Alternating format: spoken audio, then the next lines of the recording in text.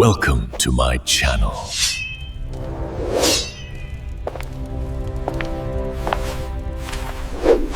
I collapsed inside the capsule. My synchronization rate failed. How could I play again?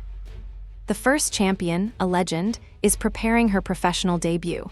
Will I ever reach that level? A new capsule is the grand prize for the league tournament. Can I overcome my past failure? The announcer's voice boomed, lost in a shower of confetti, celebrating a victory forged through tens of millions of players and countless battlefields. He praised her for facing every challenge, cementing her as the one true champion of the League of Streaming.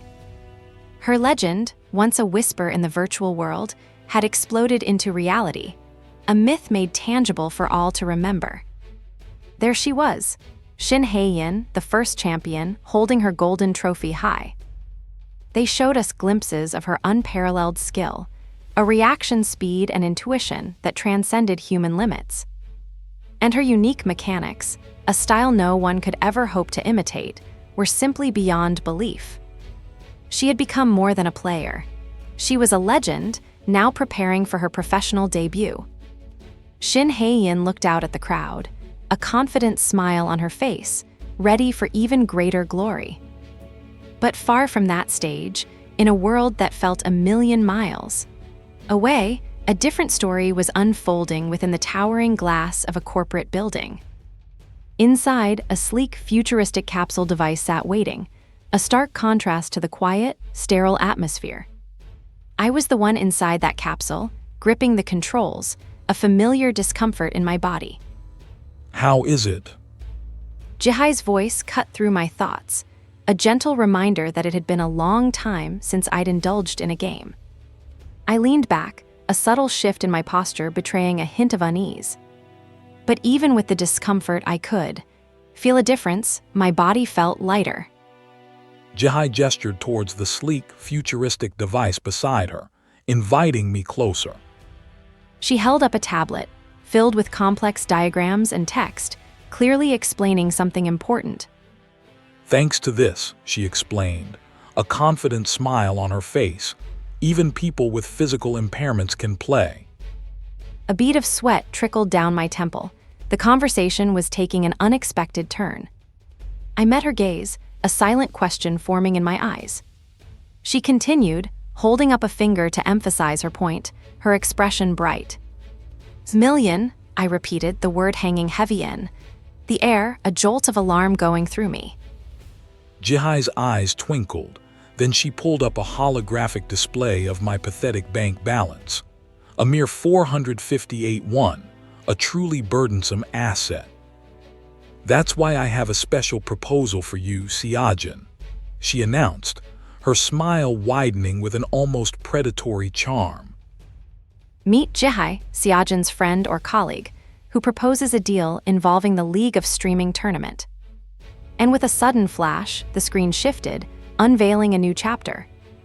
This was the capsule, the sleek, revolutionary pod that promised to transport you to another world. They called it the future, a device that blurred the lines between virtual and real, fulfilling every modern desire.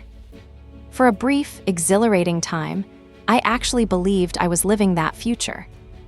I remembered the fiery glow of my skills, the raw thrill of combat, the visceral impact of every single blow. The world was gripped by capsule game fever, and I was right there, a blade of light in my hand. My character moved with impossible grace, a true warrior in a world that felt utterly, breathtakingly real.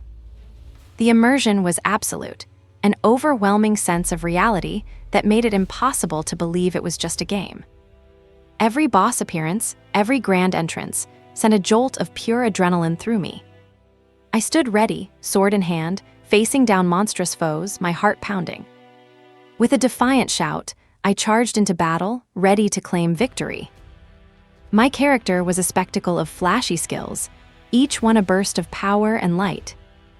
Naturally, I dove headfirst into the game, eager to prove myself. The entire world, it seemed, was caught in the capsule game fever, a vibrant tapestry of players from all walks of life. But then the world exploded into red static, and a jolt of pain ripped through me. It hadn't even been a year before I collapsed inside the capsule. An error message screamed across my vision, declaring my synchronization rate a dismal 10%. It turned out my synchronization rate, the very thing needed for true VR immersion, was far, far below average. Now here I was, years later, watching the world move on from the window of a bus, still clinging to that old phone. I remembered the initial hype, how they promised you could play regardless of your sync rate. What a lie that turned out to be. 100 million won for a game I could barely play. That was too much for what was supposed to be a simple hobby. If I hadn't started gaming in the first place, I wouldn't even have this nagging desire to play again. I sighed, lost in thought, the rhythmic rattling of the bus a dull background hum. My gaze drifted to an advertisement plastered on the side of a passing bus, announcing a league event match featuring the one and only Shin Hae-in. Why had I even started playing capsule games again? The question burned in my mind. Outside, city lights twinkled under a blanket of stars, a stark contrast to the turbulent thoughts in my head. My companion had the TV blaring, celebrating Korea's #1 first champion, Shin Hae-in. He sat on the floor, mesmerized, a half-eaten snack forgotten in his hand. I walked in, annoyed by the sheer volume, and asked what in the world he was watching that was so noisy. The screen showed a matchup, Shin Hae-in against Challenger 1. Is the league really that famous? They've been advertising it a lot. Are you crazy? You're asking if the league is famous. Meet Tiwoo, Seojin's friend who is a fan of the league, and encourages Seojin to stream. It's the League of Streaming, Leos for short. The League of Streaming, I learned, was a global phenomenon, boasting 15 million viewers. For regular tournaments, there are basically 1 million viewers in Korea alone, and it turns into a massive league with more than 15 million people watching worldwide. If you don't count the pro leagues, it's the largest competition among the tournaments that compete in the league. I asked my companion what kind of weapons they used, wondering if swords were even an option, but he just started listing bows and magic. He showed me an image of a mage, glowing with purple energy, making me think about the flashy skills I'd seen before. But then the image shifted to a swordsman, and my companion declared, "Swords are still the best." A powerful blue energy crackled around the swordsman's arm, making the entire image shimmer with raw power. Swords, I mused, a flicker of something old stirring inside me. I brought my hand to my chin, lost in thought, the idea of a sword in my hand again feeling both familiar and forbidden. You tried to show off with a sword last year and got eliminated immediately. My companion blurted out, mid-mouthful of chips, clearly enjoying the memory of my failure. He then choked on his snack, nearly spitting out chips, as he explained that you could participate regardless of popularity if you were a streamer. It's hard to even participate in the league if you're not popular, you know. You've never even shown an interest in capsules or streaming before. He scoffed, exasperated at my naivety. I knew he was right, of course. My past was just my past. Then my phone buzzed, pulling me out of my thoughts. I looked down at the screen, a new message from Jihai waiting. Jihai's message popped up, asking if I'd finally considered her proposal. She de-spelled it out. A shiny new capsule device was the grand prize for the upcoming League of Streaming tournament, hosted by Travel. Rows of pristine capsule devices flashed in my mind, a stark contrast to my own shattered dreams. If you, Seojin, say you'll participate in the tournament. She'd even offered to lend me a capsule, free of charge, until the tournament concluded.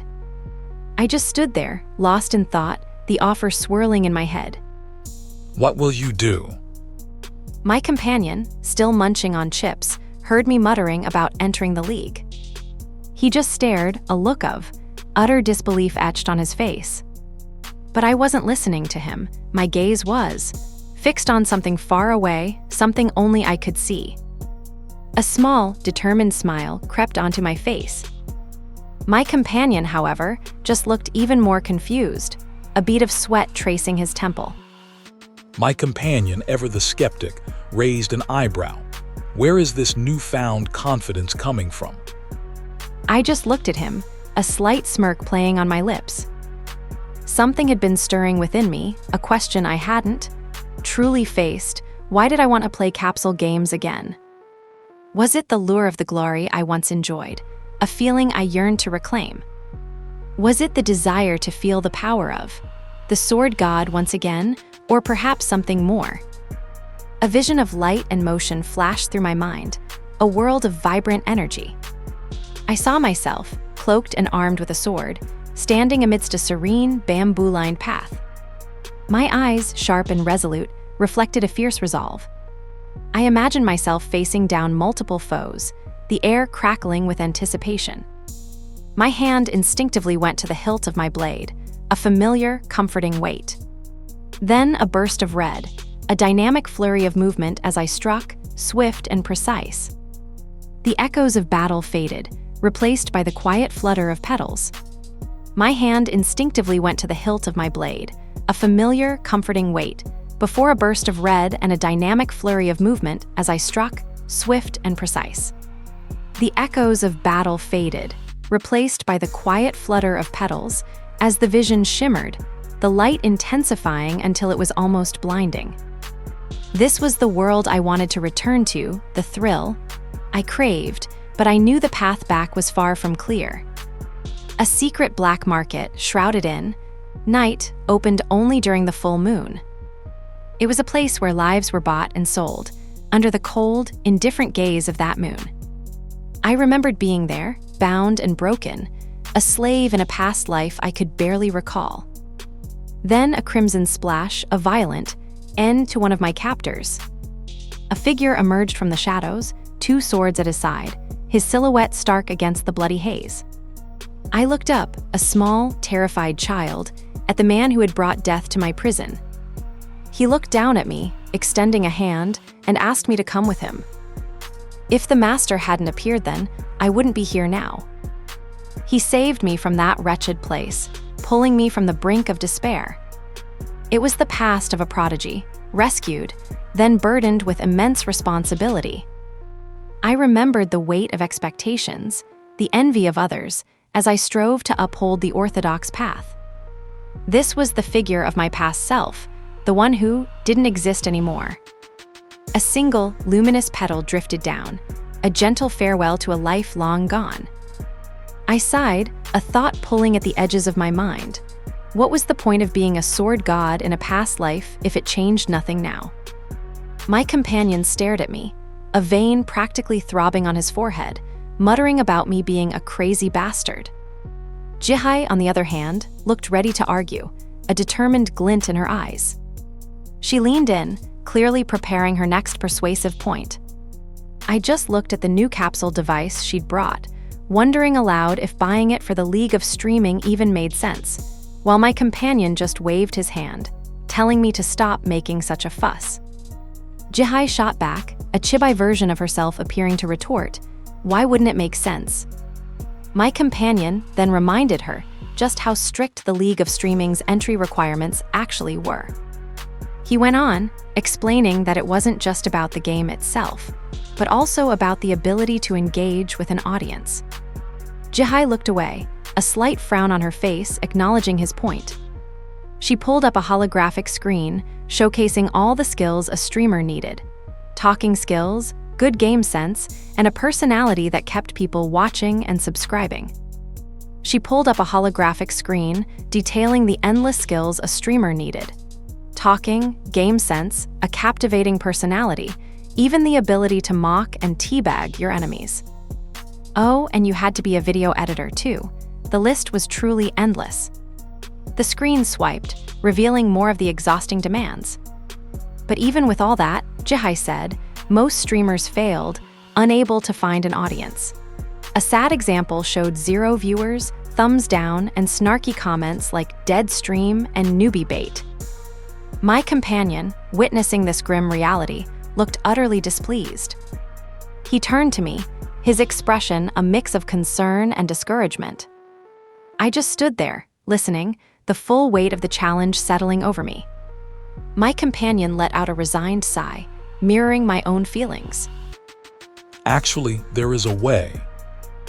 Her words hung in the air as an image of Shin Hae-in, the undisputed champion, appeared. The only way to succeed, Jihai said, was to be better than Korea's #1 pro gamer. Really, I am better than her. Jihai gave me a skeptical look, a reminder of how I'd made that exact claim about Shin Hae-in long ago. Jihai just stared, then asked if I'd even heard a word she said. She urged me to just get in and accept the deal. I glanced at the gleaming capsule device, the portal to this virtual world. A slow smile spread across my face. Deal, I said, the words settling everything. The world around me blurred, replaced by a vibrant splash of colors and light. The capsule hummed as it initiated the connection. A system message flashed, counting down the seconds until I entered the virtual reality world. I sat back, my face unreadable, waiting. To be honest, streaming was a field I'd never had any interest in. But Jihai's voice, though distant, offered encouragement. We all start out clumsy at things we're not good at. She declared that hesitation, born from never trying, only led to a life of unfulfilled potential. then a flash of light enveloped me as I entered the virtual realm. My eyes widened, taking in the intricate, ancient architecture of this new space. A system message confirmed my arrival. I had entered the training ground. Seojin's companion appeared, a wide grin on his face, clearly excited to see me in action. "Yeah, what is this place?" he asked, looking around with genuine confusion. Jihai's voice, now clearer, explained this was where I'd fight a sparring AI to set a record, urging me to choose a difficulty. She even offered me a sword, warning me that the AI wouldn't hold back. I reached out, a holographic interface materializing before me, ready to make my selection. She continued, detailing the AI's levels from 1 to 10, each progressively stronger. "And Shin Hae-in has held that spot for 5 years straight," she added, a note of awe in her voice. Seojin's companion chimed in, stressing that clearing level 9 wouldn't be easy. I stared at the interface, a sudden jolt of surprise hitting me. Before I could even process it, the system was already creating a dual state around the holographic target. A robotic figure materialized and a message flashed. The match will begin shortly. "What? You already picked one. What level did you choose?" Seojin's companion blurted out, a hint of panic in his voice.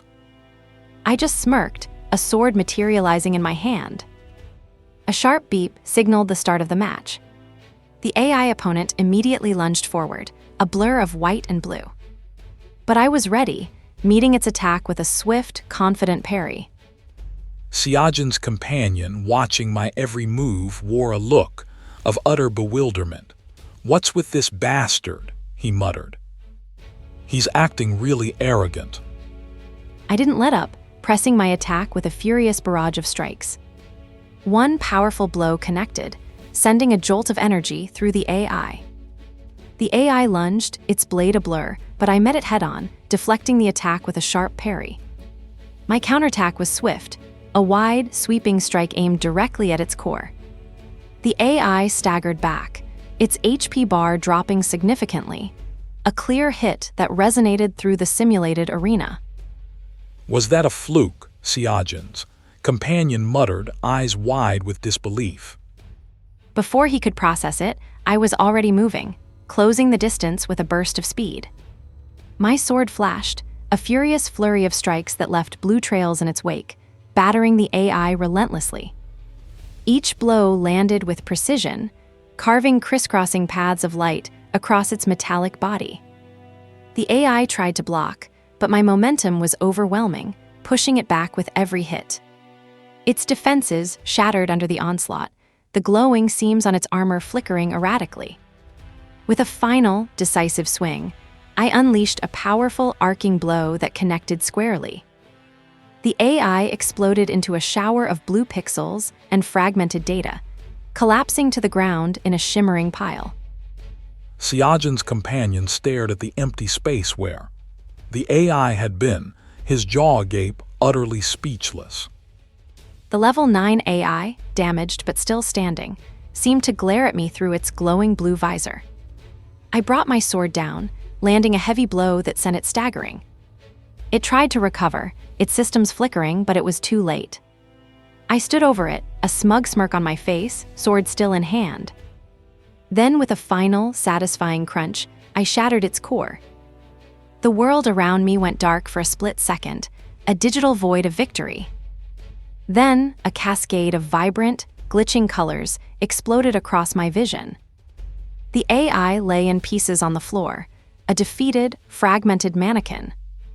Small, geometric shards of light drifted in the air around me, remnants of the broken program. More digital effects flared, signaling my triumph. A holographic screen materialized before me, declaring my victory. I had won the level 9 duel and secured a rank of 107th. What? level 9? The AI he just beat was level 9. A dawning horror etched itself onto Xiaojin's companion's face. He was piecing it together, and I hadn't just won, I'd done something far more significant. The holographic circuit, patterns around me pulsed with a surge of energy, data cascading through the virtual space. A familiar silhouette began to form, materializing with a sharp, digital hum. The light intensified, casting long, stark shadows as the figure became clearer. There she stood, sleek and imposing, a perfect digital recreation of the one true champion. Shin Hei-yin, Xiaojin's companion, gasped the name a choked whisper of disbelief. He stared, jaw slack, a bead of sweat tracing a path down his temple. I just looked at him, completely deadpan, as if to say, "What? You expected something less." My grip on the sword tightened, the familiar weight of comfort in my hand. The virtual world shimmered around us, ready for the next challenge. My friend, Xiaojin's companion, looked utterly bewildered, staring at Jihai as if she'd just grown another head. Why on earth did you do that? He was still reeling from my challenge to Shin Hei-yin, but Jihai just smiled, unfazed by his protests about the free rental capsule she'd given me. He pictured me, in my chibai form, smugly claiming the capsule as my own, completely ignoring his exasperation. How could I challenge the champion of the League of streaming when I barely looked like I could even participate? Jihai just kept smiling, a knowing look on her face. She explained that even when I couldn't reach the minimum synchronization rate, she'd found my raw talent amazing and looked down at my updated stats. The charts showed a massive, undeniable spike in my synchronization rate, an unprecedented improvement. My skills, she mused, had significantly improved since then, and her smile deepened. Xiaojin's companion just stared, still, trying to process it all. But Jihai was already moving on, her mind racing with possibilities. If I actually managed to participate, she thought, I could win it all.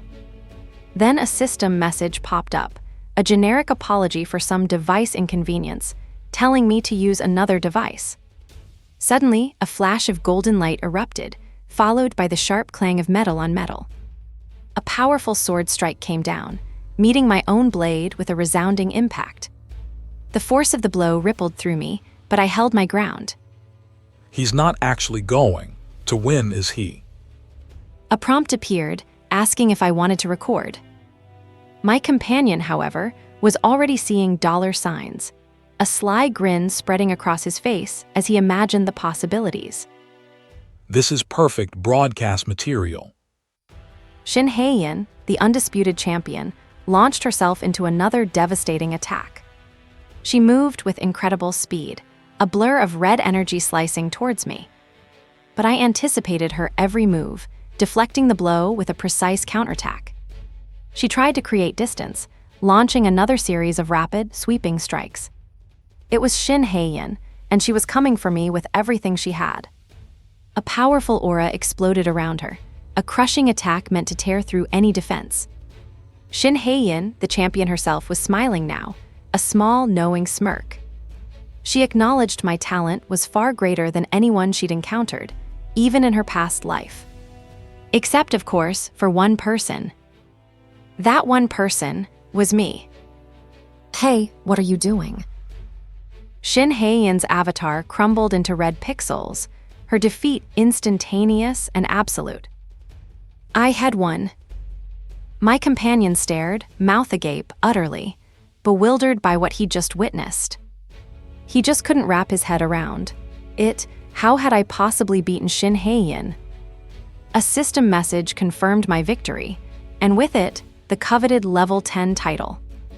Then I pulled my sword from the air, a familiar weight in my hand. Shin Hae-in's attack connected, but I barely registered it. A small red HP -1 flashed above me, a negligible scratch. Shin Hae-in, however, looked utterly stunned, her eyes wide with disbelief. Did you let yourself get hit on purpose, you hardcore psycho? She lunged again, a blur of motion and flashing light. The force of her strike was immense, shaking the very air around me. She crouched, readying another powerful blow, determined to land a real hit. The ground cracked beneath her, testament to her raw strength. Her eyes glowed red with focus as she unleashed a blinding attack. But I dodged it, a swift movement that left her strike slicing through empty air. She stared, then I met her gaze, a golden aura shimmering around me. Then she struck, a powerful golden burst of energy that tore through the air, aimed right at me. I met her attack head-on, my own golden aura flaring around me. Shin Hae-in's expression, visible through her visor, was a mixture of surprise and intense focus. She had to be wondering how I was, still standing, how I hadn't taken any damage. My gaze was unwavering, I was giving her nothing. She attacked again, a swift, precise thrust of her blade. I countered, not with an attack of my own, but with a defensive parry that knocked her weapon aside. The force of her strike was immense, a shimmering blue wave of energy I barely deflected. Shin Hae-in landed gracefully, her posture perfect, but her eyes were searching for an opening I wasn't giving. Even after multiple attacks, her strikes were only doing minimal damage, a mere 4 HP. What aren't you going to attack? She was growing impatient. The champion couldn't understand why I was only defending, so she pushed the attack herself. But I kept deflecting, parrying every strike, dancing around her relentless assault like a phantom. She pushed in closer, a flurry of strikes, but each one met my blade, sending sparks flying. I could feel the force behind her blows, but my defenses held, unyielding. Our blades locked in a cross, a surge of power crackling between us. She gritted her teeth, clearly frustrated, her attacks growing wilder. And no way. And then, with one final parry, her sword shattered into 1,000 pieces. The undisputed champion, Shin Hae-in, stumbled back, disarmed and defeated. I leaned back slightly, a small smirk playing on my lips. I'd just beaten her without even attacking once. I had defeated Shin Hae-in and earned the title of level 10. This was more than enough skill to start a gaming stream. Then, with a final, decisive strike, my blade came down on the fallen AI. The robot shattered into a burst of blue pixels. A system message confirmed it. I had won the duel. I just beat Shin Hae-in. The system confirmed the transfer of the level 10 title to me, and I wondered if this was finally enough skill to start a streaming career. I tucked my hands into my pockets, already planning my next move. The next day dawned bright and clear, but my companion was anything but. The next day, Bring me my food, Tilda. The noodles aren't cooked evenly. Make sure you vacuum the living room later, got it? You haven't brought the laundry in yet either. Make sure you do the dishes right away, to Tilda. A sharp, metallic click echoed as the capsule device powered on. I stood before it, confirming to Seojin's companion that I had, in fact, installed the game yesterday. The question hung in the air, should I log in and prepare for the stream. I settled into the capsule, my eyes closing as the system initiated. A blinding flash of golden light consumed my vision, signaling the transition into the virtual world. The light faded into a streaking blur of colors, the familiar sensation of loading into a game. My eyes opened, adjusting to the new environment. I stood in a sterile, white room, the default player lobby. I glanced around, taking in the empty space. A notification appeared, a pleasant chime accompanying it. The system informed me this was my personal lobby, a place to prepare, and I remembered seeing streamers interacting with their viewers here. I paused, my hand to my chin, considering the blank space and the possibilities for decoration, even greeting an unseen entity. This place was a mess. I'd have to decorate later. My decision was made. It was time to begin. The screen shimmered, pulling me into the vibrant interface of the #1 game streaming platform, a whirlwind of live broadcasts. For now, my goal was clear: build my reputation as a streamer and finally enter the league. The system informed me the stream would begin shortly, and I braced myself, ready to announce my chosen game. Then the title card blazed across the screen: Dawn of the Assassination Squad, Shadows in the City.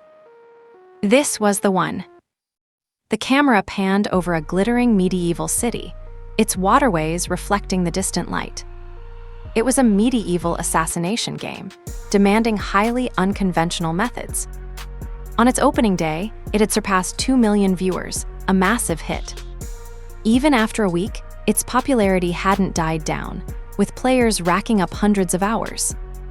Despite its challenges, I confidently declared it the perfect game for a beginner like me to start my streaming career. The scene shifted, and I found myself high on a clock tower, the ancient city sprawling beneath me, bathed in moonlight. A grappling hook whizzed from my hand, its line snapping taut against the dark sky. It embedded itself with a solid thud, securing my path forward. With a quick, practiced motion, I began my descent, the shadows concealing my movement as I dropped toward the rooftops below. My boots landed silently, the momentum carrying me forward in a graceful, almost fluid motion. I grabbed the ledge of the building, my grip firm, steadying myself before the next leap. Then, a powerful push, and I launched myself into the air again, a silent silhouette against the moonlit backdrop. I flew across the gap, my cloak billowing behind me like a pair of dark wings, landing perfectly on the next battlement. The faint, distant chime of a bell echoed, a subtle reminder of the city's slumber. From the rooftops, I surveyed my domain, the glittering lights of the city spread out before me, ripe for the taking. Well then. From the rooftops, I surveyed my domain, the glittering lights of the city spread out before me, ripe for the taking. "Shall we get started?" I asked, a confident smile on my face, already feeling the thrill. The system confirmed my command with a chime, a clear message appearing. I was now live. And so, my new journey began, a journey I knew would change everything. Tiwoo, my friend, had picked this game for me, and as I stood on the precipice of a new virtual world, a nagging doubt whispered, would this whole streaming thing actually work? He was so confident, so utterly over the top, promising to reel in crowds as if he alone controlled the internet. As I logged in, the game world loaded around me, a rush of visual data that made me blink. I found myself high above a sprawling city, bathed in the golden light of what looked like a perpetual sunset. The details were incredible, from the individual bricks under my feet to the way my own shadow stretched long and distorted across the rooftop. Down below, the streets teemed with life. NPCs moved with an uncanny realism, their clothes rustling, their faces subtly shifting as they walked. The graphics were truly great, a level of immersion I hadn't expected, and for a fleeting moment, I just wanted to enjoy the simple beauty of it all. A small smile touched my lips. Maybe this wouldn't be so bad after all. My boots made a soft, realistic thud as I took a step forward, the sound echoing just slightly in the virtual air. Then, a familiar face appeared before me, a holographic projection of Christina, her eyes serious, warning me that death on this mission was a very real possibility. You could die on this mission. Christina, when has it ever not been dangerous? Even the dialogue was automated in this tutorial, and my voice, it was different. Was this the character named Dane? I watched the dramatic intro unfold, a smirk playing on my lips. This was fascinating. That's if you want. Christina continued her ominous warnings, telling me that to kill others, I had to be prepared to die. Yeah, all right. She just stared at me, her expression unreadable. I gestured dismissively, already over the tutorial exposition. A bright flash of light enveloped me, signifying the start of the mission. There is no truth, doubt endlessly. Has it started? I grinned, a thrill running through me as the mission parameters began to load. The screen faded to black, a moon hanging in the dark, stormy sky as the game prepared to begin. Then, with a flash of light, I was there. The cityscape stretched out, sprawling and impossibly detailed under a vivid, golden sky. Christina, the tutorial guide, cut through the wonder, warning me death carried consequences. But I died before, and I was ready to do it again if that's what it took. My first mission: assassinate a high-ranking noble named Eder. The game told me to follow a specific path, but looking at the rooftops, I already saw a shortcut. I took the leap, a rush of wind and adrenaline, landing with powerful, almost inhuman grace. A notification popped up: tutorial auto mode has ended. I looked around a bit, confused there was no path here. I immediately regretted thinking the tutorial had been helpful. The game then kindly suggested I climb up the pipes. Seriously, I had to grab this specific pipe and climb. Instead, I just jumped. My hand instinctively reached out, grabbing nothing but air as I plummeted. The impact sent a jarring shockwave through my body, but somehow, I landed on a lower ledge, a blue energy cushioning the fall. I slid, sparks flying, before finally stopping, the game's physics proving surprisingly forgiving. Oh, what's this? Meet Siajin, a young man struggling with a low synchronization rate in a VR game and financial difficulties, and a former sword god. I dusted myself off, a little surprised, a little smug. It seemed my little shortcut had actually worked. A new window, bright red, detailed my actual tutorial quest: an assassination mission to kill Eder, a high-ranking noble and mid-level manager of a secret society. Need to kill this guy named Eder. My eyes scanned the new surroundings, a medieval town sprawling below, looking much more vibrant and alive now that I was closer. The game even gave me a map with a glowing path, helpfully guiding me along the intended route. It then gave me another instruction: use the rope to descend. I grabbed the rope, descending carefully, realizing the game was actually pretty good at teaching the basics. But then a thought hit me, an itch of pure, unadulterated curiosity.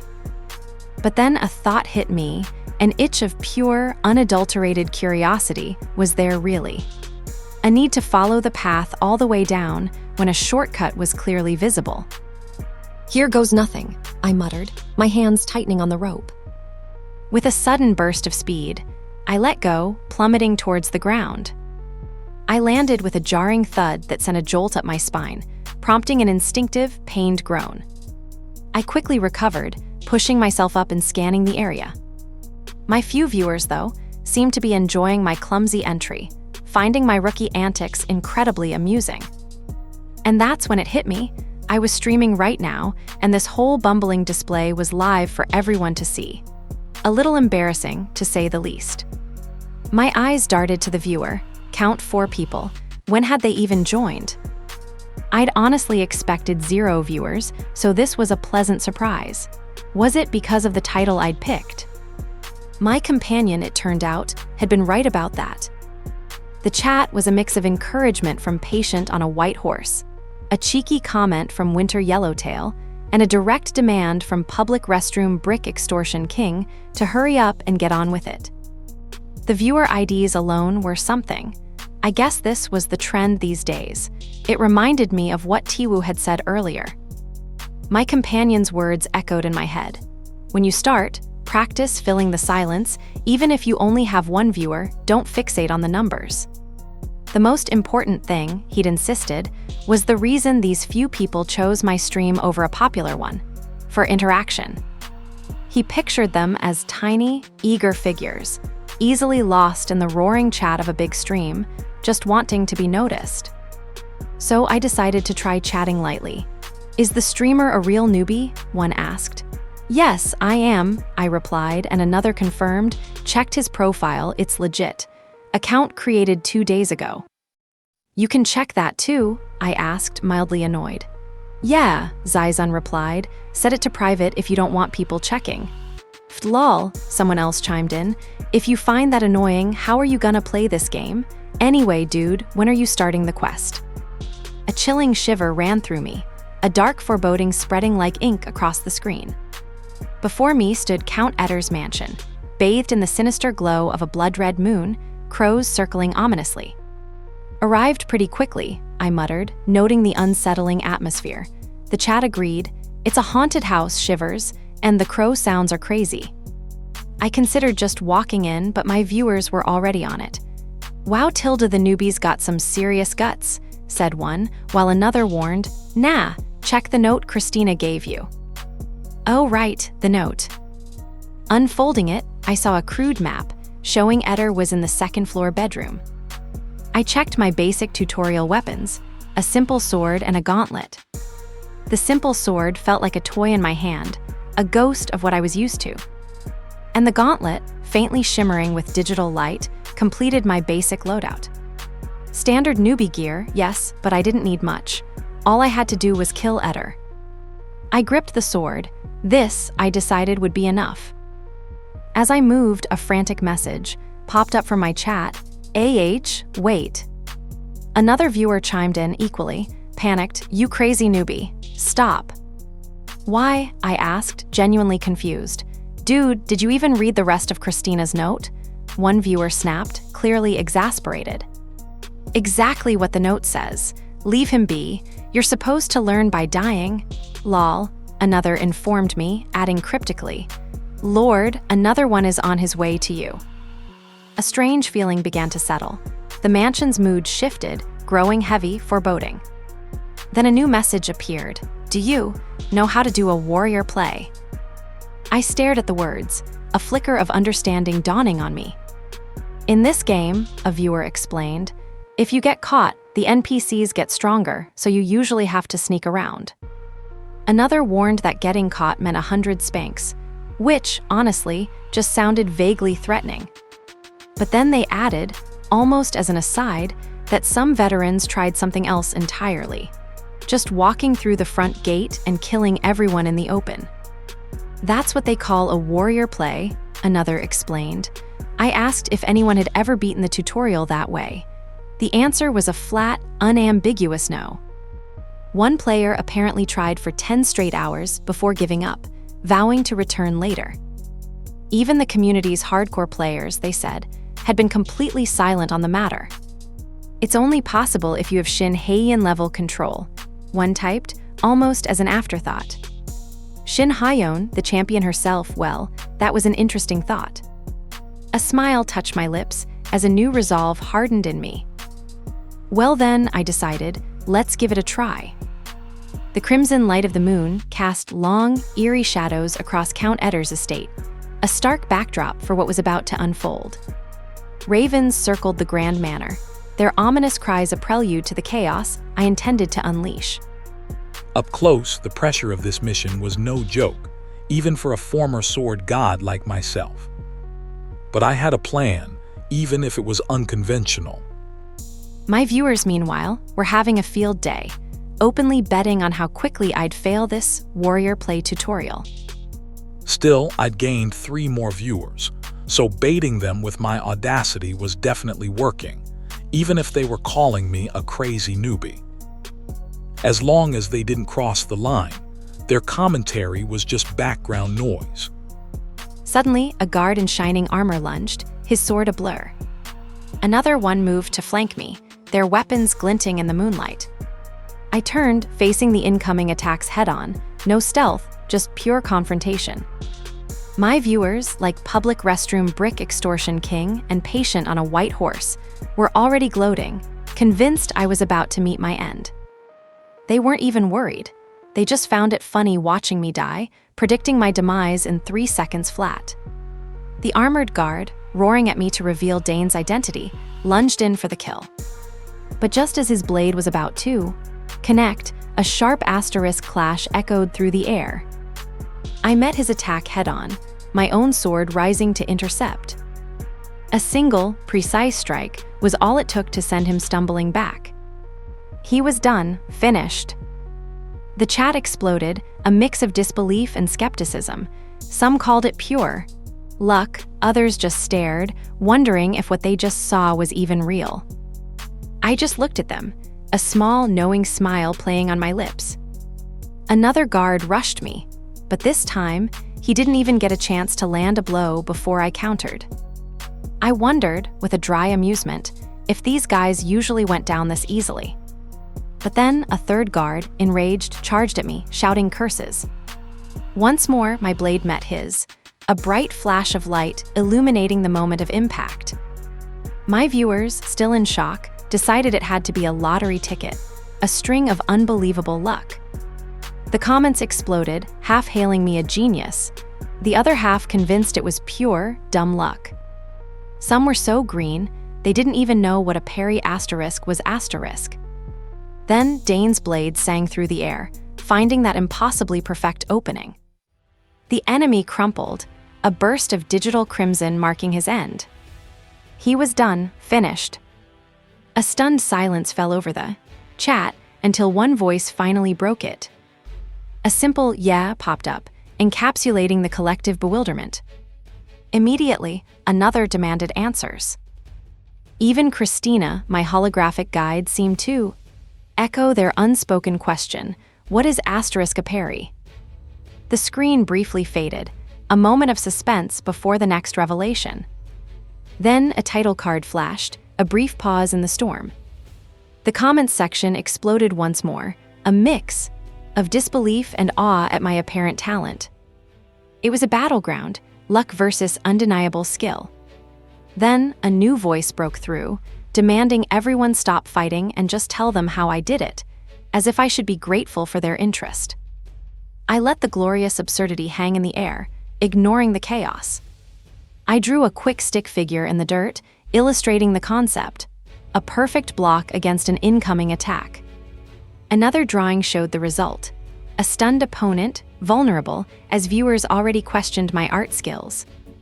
The comments shifted, noting how even retired pros had publicly failed at parrying, making my casual demonstration all the more unbelievable. Tiwu had mentioned the level 9 AII. Fought was pro level, and the pieces began to click.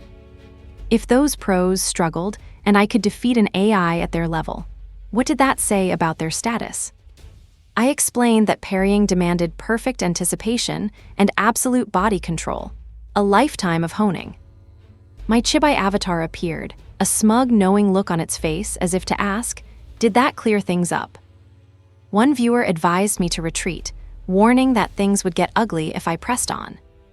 But I took a firm step forward, my boot hitting the ground with a definitive thud, dismissing the idea of retreat entirely. My smile widened, a silent challenge to anyone betting on my failure. I gripped my cane, its golden head glinting, and stepped forward. No, those weren't flukes. This isn't ordinary. IAMTHEJOSUNASSASSIN, one of my loyal viewers, immediately silenced the doubters. I appreciated that. My gaze hardened, shadows of the past flickering through my mind. It was just like this in my past life. Despite my skill, my humble background meant my achievements were always questioned, even when I outshone the most powerful. My talent was always dismissed, my efforts always looked down upon. But this time, I wouldn't let it happen. Though the circumstances were different, the sting of being underestimated still lingered. I stepped into the dim corridor, my silhouette framed by an ominous glow, ready for whatever lay ahead. Armored guards immediately spotted me, their swords drawn, blocking my path. For me, the mechanics of a parry, whether in a game or a real sword fight, were essentially the same. And whatever the case might be, I just had to prove myself through results. An enemy lunged, and I met his blade with a perfectly timed block, the impact jarring through my arms. He stumbled, groaning as I pressed the advantage. Another guard leaped from the side, his weapon arcing down. My eyes narrowed, tracking his every move. The air crackled around me as I moved, a blur of motion. Again, I parried, the clash of steel ringing out as his attack was deflected. The game registered the parry, leaving my viewers utterly bewildered. Another hit, another parry, and the guards' shouts were cut short. Hit after hit, parry after parry, I carved my way through the corridor. I ducked under a wild swing, the rush of air a prelude to the twist of my blade, parrying a second guard's strike. My eyes, sharp and focused, already scanned for the next threat. A third guard lunged, but I was a blur, my blade meeting his attack with impossible speed. With one final, decisive move, the last of Etter's guards fell, leaving me alone in the sudden, eerie silence. If you want to catch me, you'll need to bring the Shaolin's 108 Arhat formation at minimum. Meet Dane, the character Seojin is playing in the game. The chat exploded. Some wondered if I was a Murim boomer, but most were simply stunned by 4 impossible parries in a row. Somewhere in the mansion, a panicked voice shrieked for reinforcements. But before they could even finish the thought, I was already there, dispatching another enemy with ruthless efficiency. The sound of impact echoed through the hall, a grim symphony. Phew. I stepped over the fallen armor, blood staining the ornate floor. 6 of them down, just like that. My chat was going wild, new viewers, flooding in, convinced I was some secret pro. I just kept moving, effortlessly scaling a rooftop, leaving them to debate if I was a beginner or a god. IAMTHJOSUNASSASSIN practically celebrated being right, while some new guy, LKIOPIG44, mockingly dared me to ban him. So I did. The chat exploded again, a mix of awe and amusement at my swift action, predicting my future success. I wondered if I was doing well, but in my past life, my background always held me back. The major sects always kept me in check, never truly letting me belong. But even then, I couldn't hide my talent. I became a martial artist, known simply as the Sword God. My thoughts were interrupted by my guide, Christina, chiding me for my perceived nonsense. My viewers, however, were still fixated on one thing, my parrying skill. I chuckled, offering my first piece of advice for mastering the parry. You just need to remember your past life. Easy, right? Or if that wasn't an option, I deadpanned. They could simply watch carefully and strike the sword vertically. My viewers, of course, were not amused. Their chat a torrent of angry emojis and demands for my immediate punishment.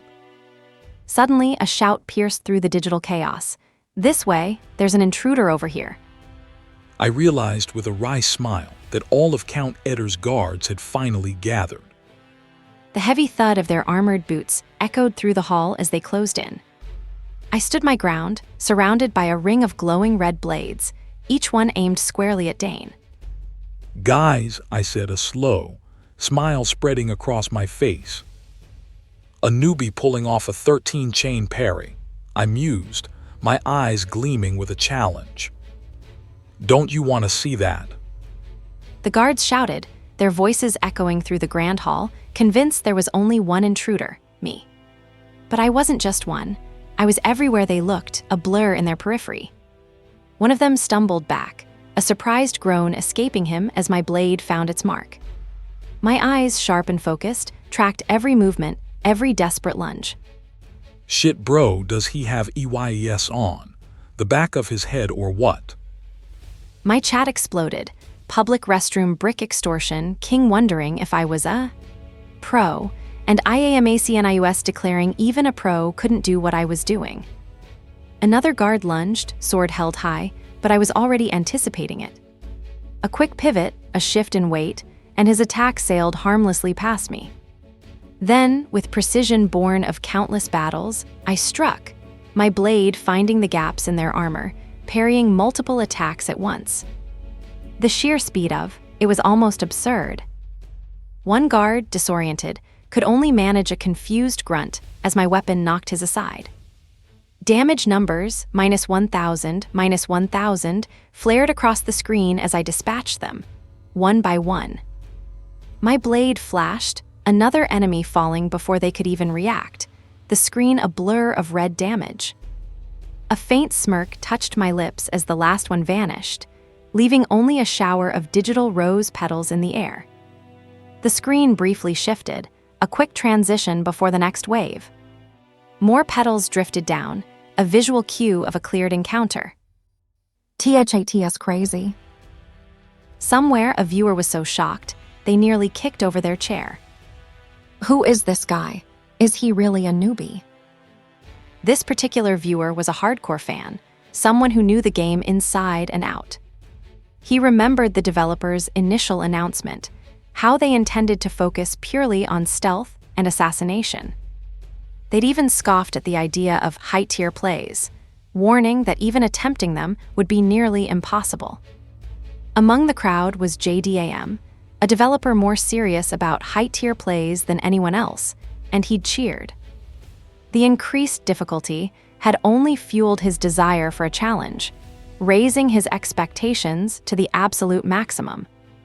However, due to their hellish difficulty, almost every single attempt at these high-tier plays had ended in nothing but despair and the dreaded game over screen. One viewer, clearly having given up on skill, offered a hilarious alternative. Guys, you can do the assassination by collapsing the building, Elmau. Mission complete. The game even showed a comical image of Dane, my character, standing over rubble with a hand sticking out, humorously implying the target was buried. More viewers piled on, joking about blowing up the building, then wondering, with healthy sarcasm, if anyone could even survive that. Another lamented hiding for 3 hours, waiting for the target, and others chimed in, telling them to do more research instead of just waiting. It was true, even after endlessly searching through all sorts of streamers and their archives. My past self was shown, slumped over his desk, surrounded by crumpled papers, wondering if it really was just the hellish difficulty that made these plays impossible. But right now, everything was different. The screen exploded with a flash of light and a triumphant sound effect. One viewer with tears in his eyes shouted, "Yeah, these are the super plays I was talking about, finally." He was watching me, a streamer from a small-time channel, performing the very high-tier plays he'd been desperately searching for, the ones that had seemed impossible until now. My fist clenched around Dane's weapon, the impact of another parry vibrating up my arm. Around me, more bodies of Etter's guards lay sprawled on the ornate floor, dark stains blooming beneath them.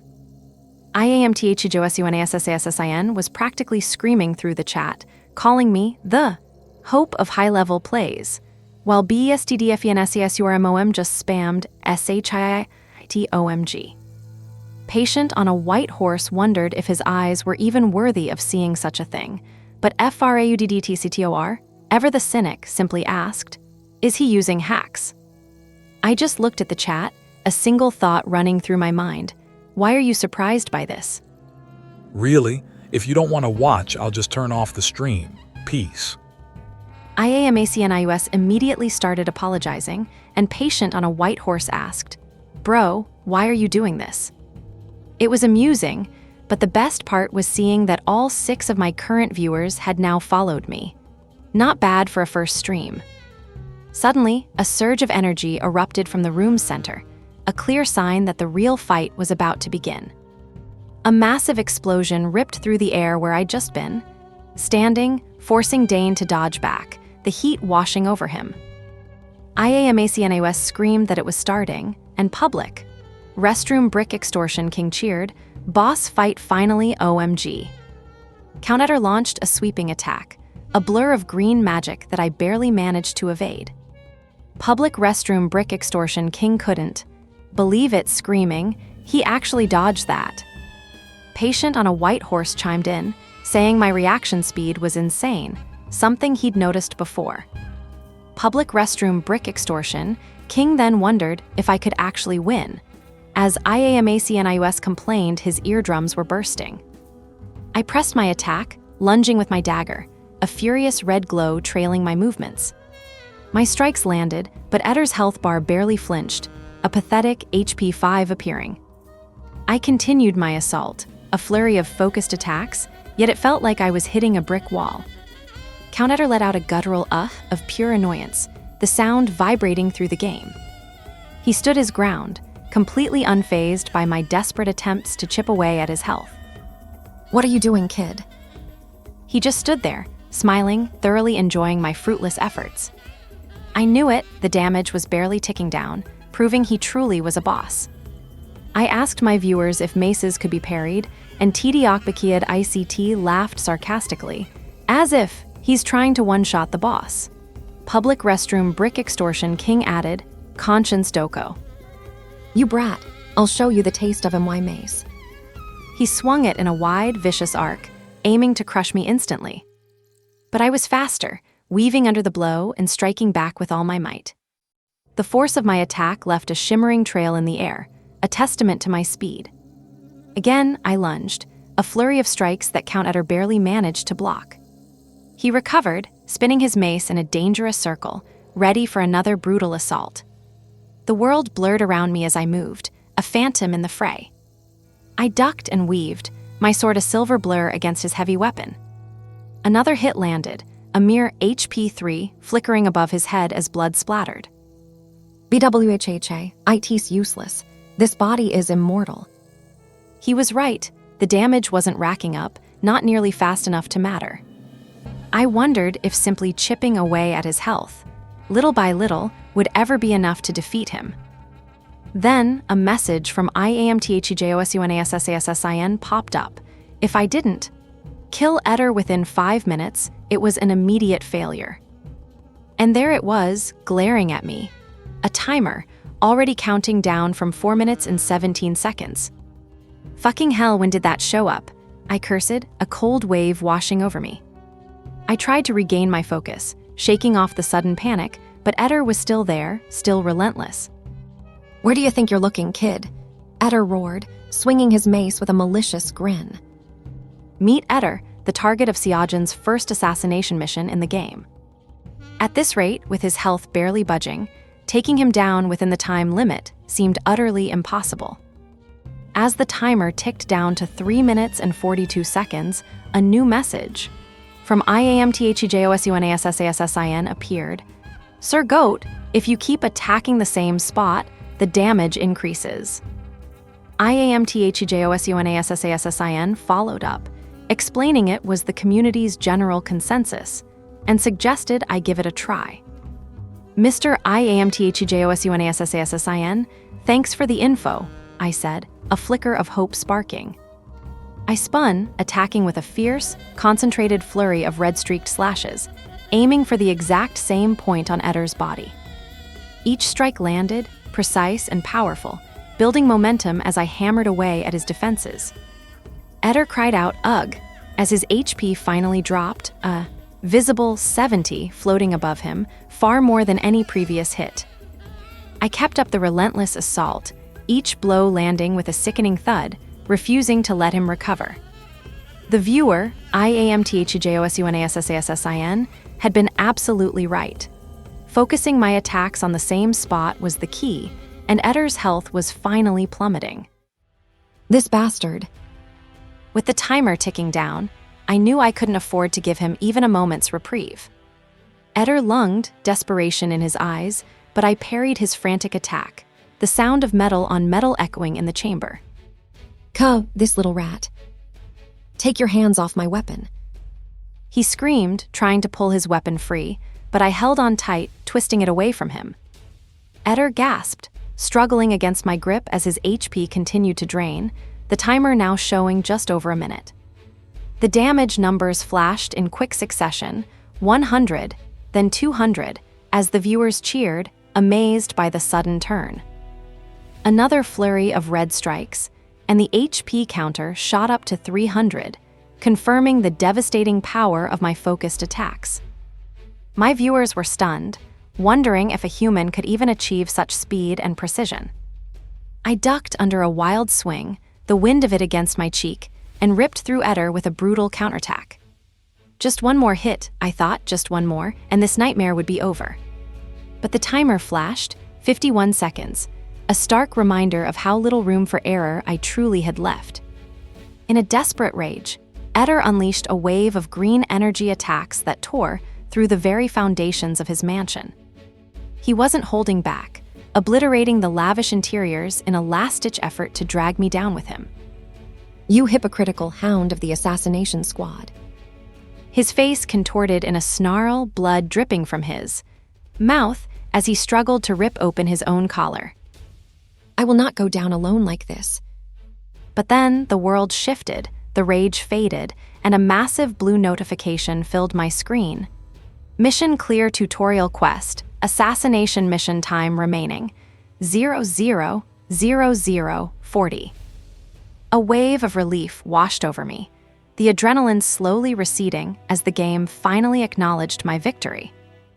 My hand, still hovering over the mouse, felt a faint tremor, a testament to the intensity of that final push. Then a graphic appeared, highlighting my accomplishment. A newbie playing for the first time, taking on 13 enemies and parrying them all while dealing with a boss. It was a feat that even I, the player, behind the screen, couldn't quite believe I had pulled off. The screen briefly flashed a bright, almost blinding light, signaling the end of the mission and the beginning of a new chapter. The night sky hung heavy over the city, but inside, a new kind of light was burning. My viewers were losing their minds, practically hyperventilating about getting to witness a first clear of the tutorial. The game's community forums were already exploding, full of bewildered players wondering if Count Eder had been secretly nerfed. Another post highlighted my paltry 2 hours of playtime, making my sudden mastery even more baffling.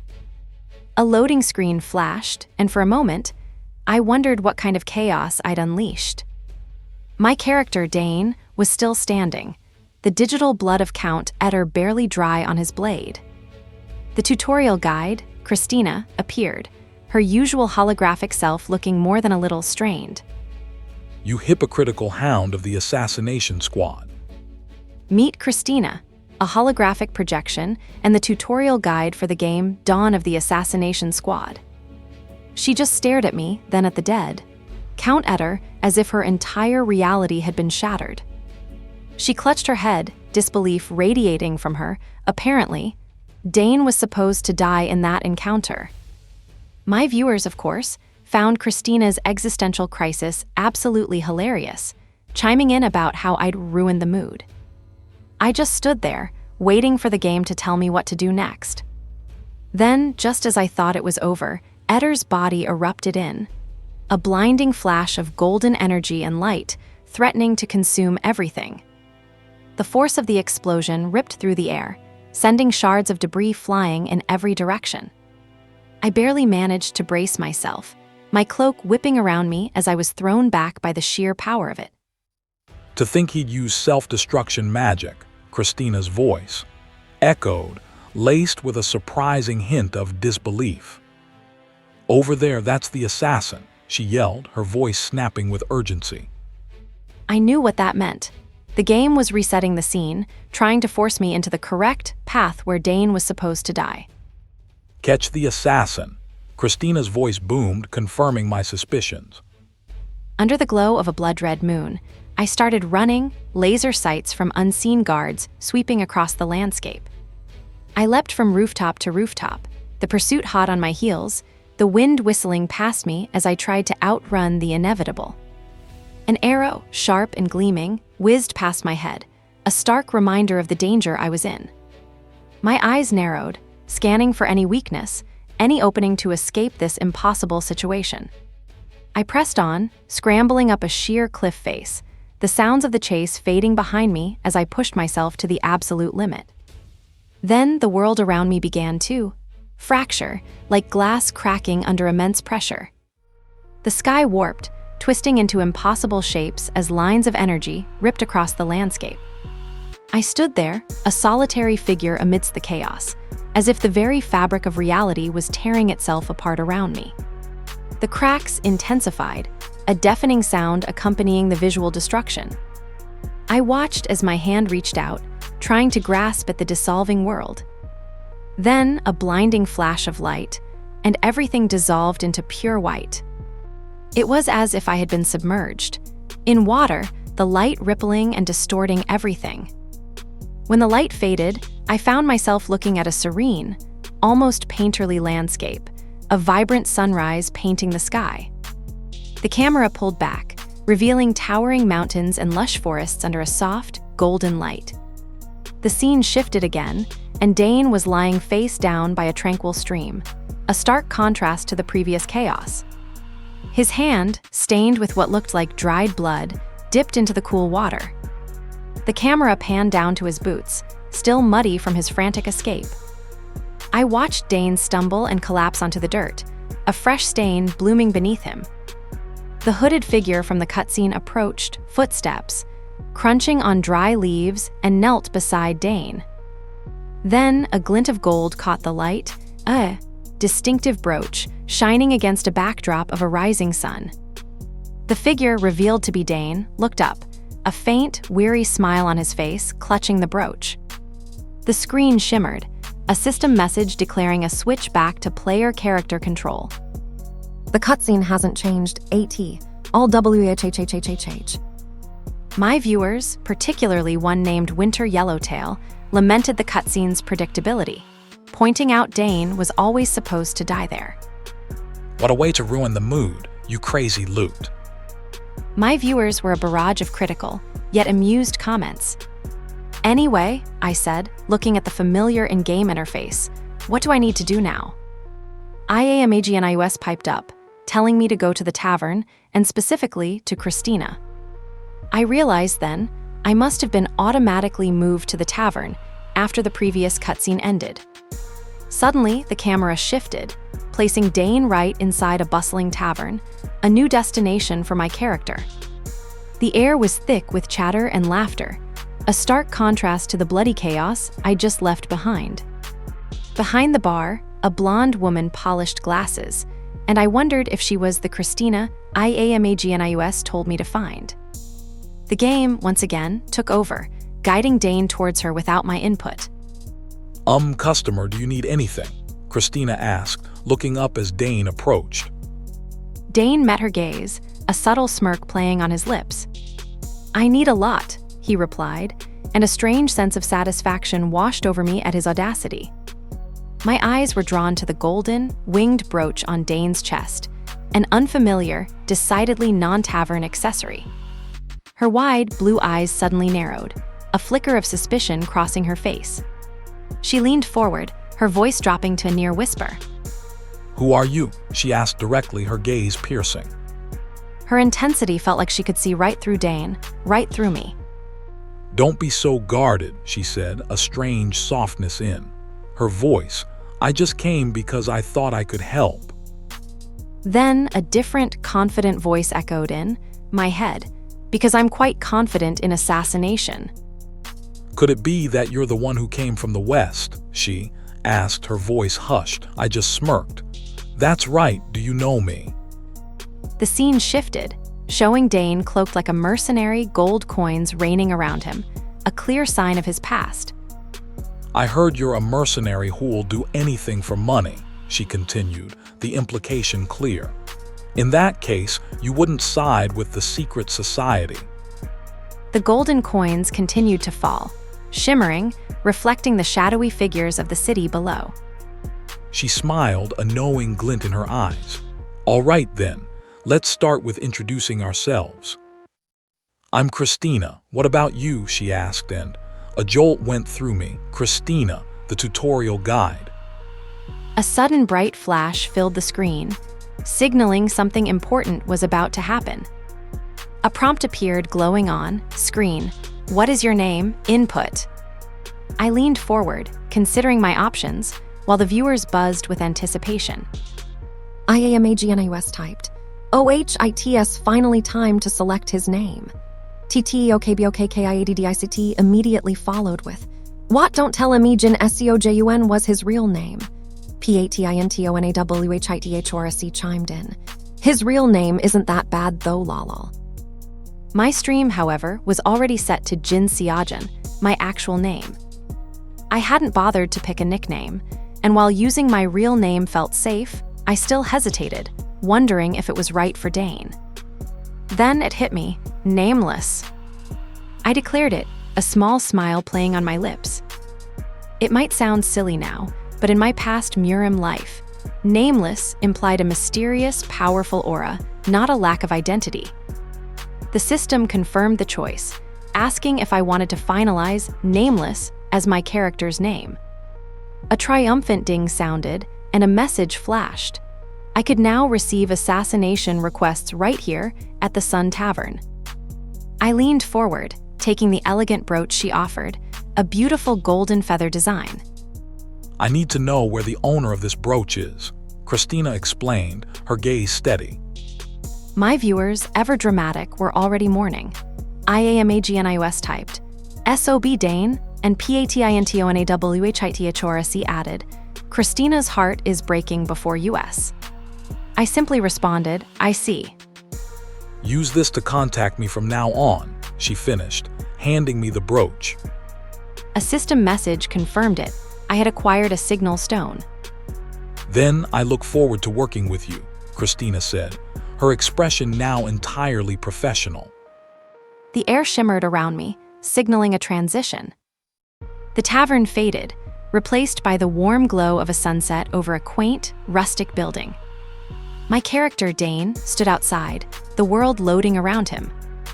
I've received the signal stone, so I think I've done everything I needed to today, I mused, leaning back. IAMTHEJOSUNASSASSIN, of course, was ecstatic, shouting that nameless fit an assassin so well, so goated. I decided it was time to end the stream for the day, preparing to log out. But then I found myself staring at the UI, a little flush spreading on my face. How exactly did I end a stream? My viewers, naturally, found this hilarious, with Patient on a white horse telling me to just click leave, and IAMAGNIUS calling me a total noob. The game faded from my vision, replaced by the familiar sight of my room and the city lights outside. With a final click, the stream ended, leaving me with 6 viewers and a strange new feeling about this whole streaming thing. Yet 6 people, a tiny audience, had stayed for my entire first stream. And their usernames, they were certainly memorable. I didn't recall this much activity in the chat earlier, though. Staring at the chaotic log, a single thought echoed, what the? How were new messages still appearing when the stream was already over? After my last stream, I found myself scrolling through the internet, lost in the endless chatter about the new guy named Nameless. Lying there, a rare sense of contentment settled over me. The stream hadn't been half bad.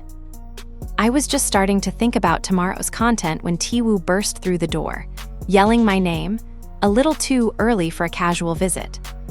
He walked in, looking like he'd just seen a ghost, or maybe just a really good meme. He shoved his phone in my face, his expression a mix of bewilderment and utter amusement. On his screen, I saw my own stream's chat, flooded with comments about Nameless and my bizarre sleeping habits. I could only stare, speechless, as I processed what I was seeing. Then a notification popped up on his phone, a video titled with a question that echoed in my mind. Is this real? The screen briefly flashed, almost like a countdown to something big. Tiwoo was already sitting beside me, still holding up his phone, a knowing smirk on his face. This is you, isn't it? He held up the phone, revealing a viral video titled Newbie Clearing Mobs with Parrying. While going 13 versus 1 in the tutorial, and my jaw nearly hit the floor. Tiwoo stared at me, genuinely bewildered, asking what kind of person managed to first clear on their debut day and then got their viewers to do their marketing for them. He insisted if this wasn't marketing, he didn't know what was. I scrolled through the comments, noticing how quickly the arguments were escalating, with even IAMTHEJOSUNASSASSIN chiming in, trying to defend me. I sighed, knowing exactly where this was headed. It wouldn't be long before the video started popping up in everyone's recommendations. Tiwoo, meanwhile, just grinned, clearly enjoying the chaos. He told me I should go to sleep, playing the part of the supportive friend, reminding me I'd streamed all night. I just told him to go to sleep himself, scoffing at his pro comment. Later, lying in bed, I found myself still staring at my phone, unable to shake the feeling of unease. And then I saw it. The recommendations had already shot up again. I told myself I'd just check on it again tomorrow, trying to convince myself it wasn't a big deal as I put the phone down. But the notifications kept coming, a constant stream of likes and comments lighting up my screen in the dark. The next day it was clear. That tomorrow had arrived with a vengeance. The next morning the sun was shining, but I knew the calm wouldn't last. Just as Tiwoo had predicted, my gameplay video was exploding, far exceeding 30 recommendations. The comments section was a battlefield, viewers arguing if Nameless was even real, some joking about tetanus damage from my character's iron cane. My video becoming a hot topic had sparked a massive online fight. But then something else caught my eye. On this dawn of the Assassination Squad community, someone had also posted about the training ground. A post from Jome claimed he'd gotten permission to upload video of me fighting the level 10 AI, asking about my personality. The video itself showed my past self, calmly waiting for the level 10 AI to make its move. My character was then battered by the AI, which seemed to strike whenever I showed an opening, making me cry out in surrender. The AI even mocked me, asking if I was scared, while comments below speculated about its humane personality and how it had seemingly pulled off Shin Hae-in's data. The comments were just as ridiculous as I remembered, calling the AI's personality crazy and 100% rigged. I realized it had probably become viral simply because I was chatting with Tiwoo while playing, making the whole thing look even more absurd. All those repetitive battles I'd done for data updates, the ones I'd hated, now felt unfairly exposed. Then I saw another post, this one asking if the player in the viral training ground video could possibly be Nameless. It was Jome again, sharing my level 10 video, claiming he had my permission. Did he have some kind of divine intuition, or was he just incredibly lucky? Other comments told Jome to stop mentioning that nobody streamer, and to stop crossing the line. Honestly, I hadn't expected this much attention to pour in. But getting too much, too suddenly, was never a good thing either. That was something I knew firsthand, after experiencing it in my past life. Unprepared power is actually a poison. I just needed to keep doing this, day by day. I closed my eyes for a moment, steeling myself. A bright light flared, signaling my entry back into the game. And just as Tiwoo predicted, my follower count had exploded, 432 followers now. But out of those 432 followers, only 6 had actually watched my first live broadcast. I pressed the button, a small flicker of anxiety mixed with anticipation. The blue light flared, and the system announced my broadcast had begun. I was back in the world of Dawn of the Assassination Squad, ready to dive into the shadows once more. The grand stage for this game was the city of Altian, a place of secrets and danger. Its imposing architecture loomed, a fitting backdrop for what lay ahead. I explained to my viewers that Altian was divided into 4 main districts: the Royal District, the Etheria Spire, the Gilded Quarter, and the Low Quarter. Each one had its own unique feel and its own kind of trouble. Players could pick up assassination missions from anywhere, I told them, but in reality, you could just kill anyone you wanted, whenever you wanted. Then I gave a casual wave to the camera, greeting my audience. My character, Dane, stood in the bustling city streets, and I could feel the energy of the stream already building. The comments started flooding in, a chaotic mix of hello tilde and exclamations like, wow, finally got in. As my stream officially began, the chat exploded with questions about the legendary, nameless stream, with some viewers already expressing relief that it wasn't a fake. One viewer practically screamed in the chat, declaring that I was cutting off the controversy right away, LMAO, which honestly earned a chuckle. Then a notification popped up. What Diaksualido donated 10,000 won. I challenged it after watching your video, but I can't catch Eder. What do I do? Holding my breath until you tell me. HMPH. I blinked, surprised, realizing this was my first actual donation. I thanked What Diaksualido and, with a slight smirk, offered a simple tip. For Eder, you just need to hit one spot. The chat went wild again, with comments ranging from mock praise like, that's what it says, Professor? LOL, to amused disbelief over the donation, with one viewer declaring, RAMENWATRMASTER, thrown away lol LMAO. I paused, wondering if I'd been too careless with my explanation, given it was my very first donation. So I decided to elaborate, explaining that it was always good to aim for an NPC's vitals for a critical hit. I continued, advising them that hitting vital spots would make enemies fluster and break their stance, before another donation came in, with the viewer dramatically proclaiming, I can breathe now, to a chorus of ZZLOLLL and LMAO from the chat. I offered a slightly awkward, congratulations, to the new donor, then noticed just how many unfamiliar names were now in the chat. A quick glance confirmed it. 327 viewers were currently watching. This was far more than I had anticipated. I thought maybe 100 at most. Standing in Altian's bustling market, I felt the unsettling weight of all those new eyes watching my every move. The chat exploded, demanding more warrior play and even verification of my skills, as if my first clear was some kind of fluke. I tried to calm the rowdy crowd, even as helpful viewers spammed all the open-world game options, commissions, pickpocketing, or just sightseeing. I nodded, absorbing their varied opinions, a small smile playing on my lips. Then a mischievous glint in I made my decision. How about we try some pickpocketing to warm up? I asked, anticipating their shock. With that, I melted into the crowd, my target already in sight, leaving the viewers to process my unexpected choice. The market district was a chaotic symphony of shouts and haggling, the perfect cover for someone like me.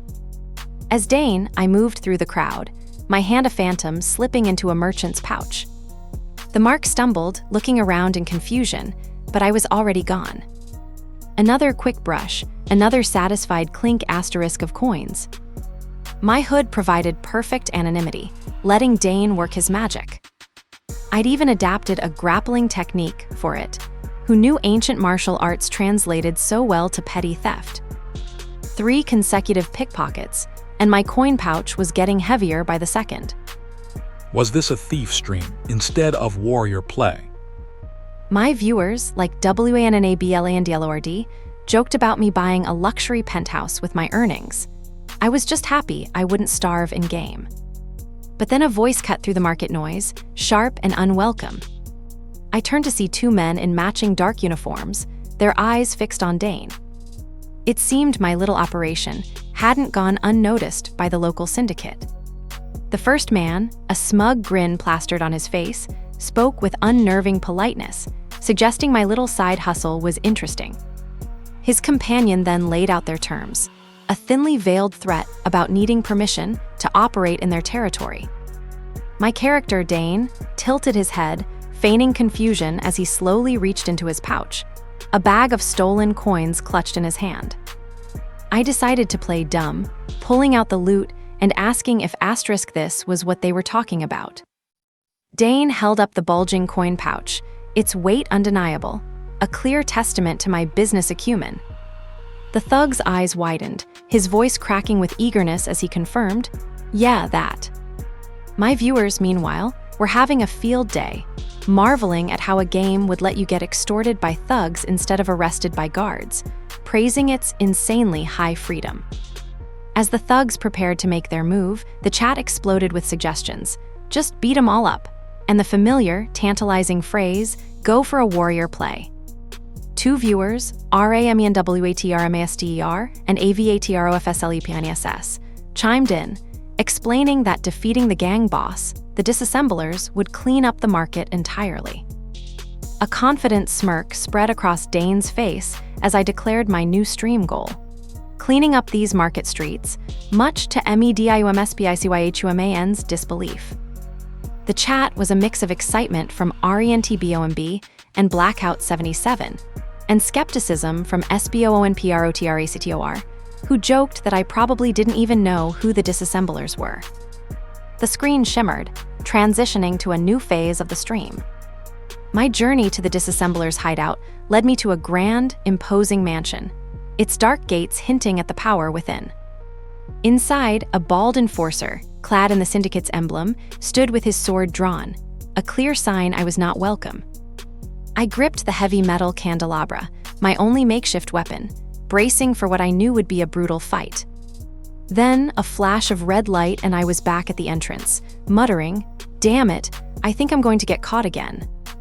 I tried a different approach, moving stealthily through the shadows, extinguishing candles to mask my presence. But the bald enforcer was too quick, his blade flashing as he landed a solid hit, sweat beading on his brow as if he'd been waiting. "So this is where you were," he sneered, and I barely had. Time to register, "Aw crap, I got caught," before everything went dark. Another death, another failure. The dreaded "game over" flashed across my screen, a stark reminder of my repeated defeats. Phew, I didn't even know how many times I'd been killed by these gang members anymore, my character reappearing in the streets outside. ABSOLUTFAL Yuri chimed in, "It's the fourth time," a comment that made me clench my jaw, knowing he was right. Is this even possible to beat? RESIGNATIONVIBTODAY asked, while OUTSIDBDISHELL added, "You probably won't ever clear it."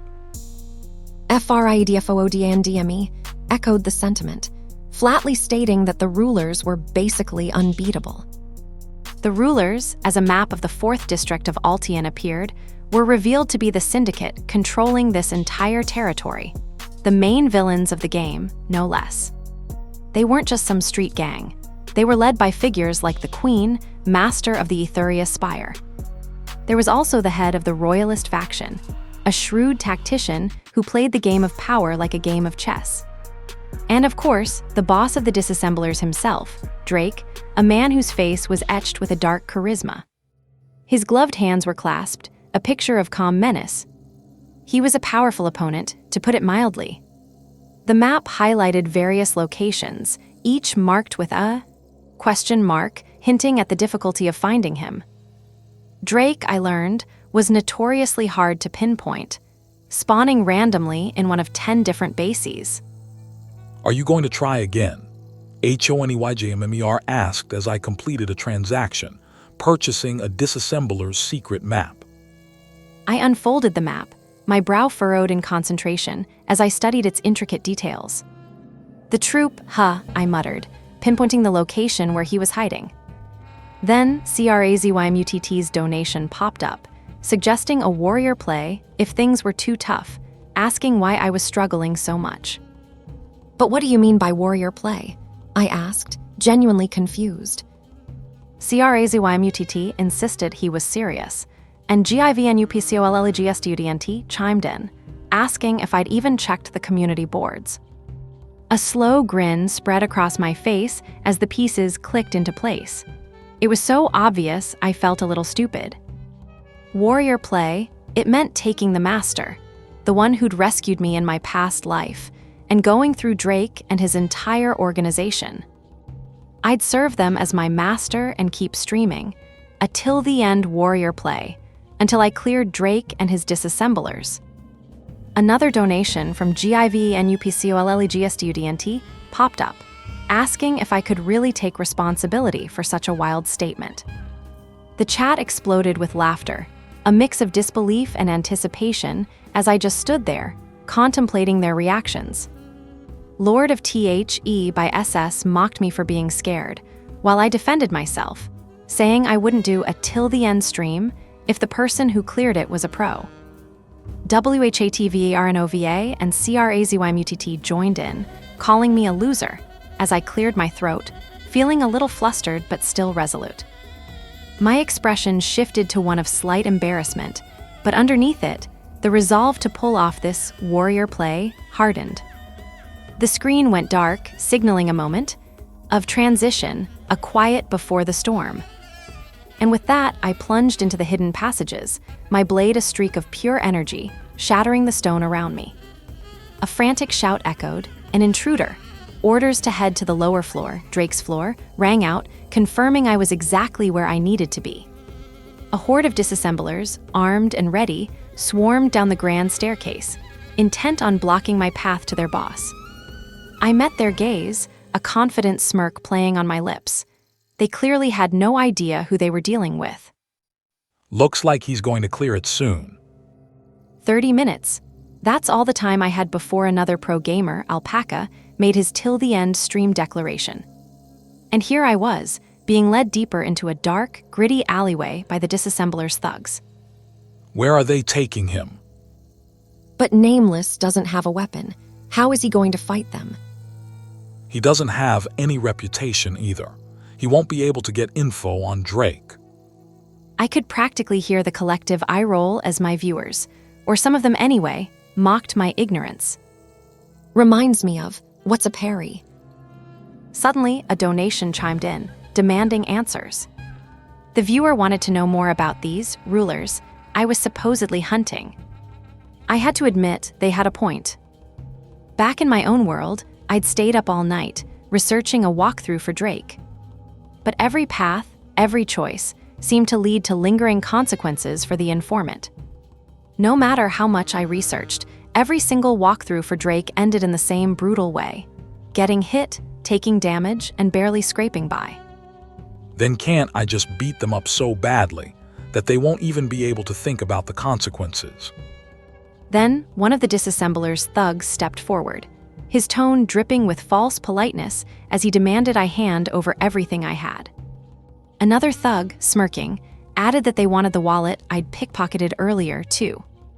My viewers, however, were completely unfazed, remembering my past triumph of defeating 13 enemies at once. This little ambush was nothing. The lead thug stepped right into my face, his finger practically poking my chest as he repeated his demand, his patience clearly wearing thin. His companions watched with wide, expectant smiles, relishing the intimidation. One of them even offered to go easy on me if I just gave up my money, a condescending offer that only served to annoy me further. I met their gaze and with a casual air asked if they knew where Drake was. The lead thug's smile vanished, replaced by a look of utter disbelief and anger. I just smirked, cracking my knuckles and letting the unspoken challenge hang in the air. Then, without another word, I moved. My silence, it seemed, was more infuriating than any challenge I could have uttered. The loudest thug barked at his companions, urging them to finally put me in my place. 3 of them charged, daggers glinting from every angle. I met the first head-on, my fist ablur, connecting hard with his face. He crumpled, sprawling on the cobblestones, his dagger skittering away. The second came for my side, but I was already pivoting, a swift kick to his gut sending him flying. The last, eyes wide with fury and a flicker of fear, lunged, snarling, his blade aimed for me. But I wasn't there, I was a ghost in the alley. His dagger sliced through empty air as I grabbed his wrist, twisting hard. He cried out as his weapon clattered, and I slammed my knee into his chest. He gagged, spitting blood, his face a mask of agony.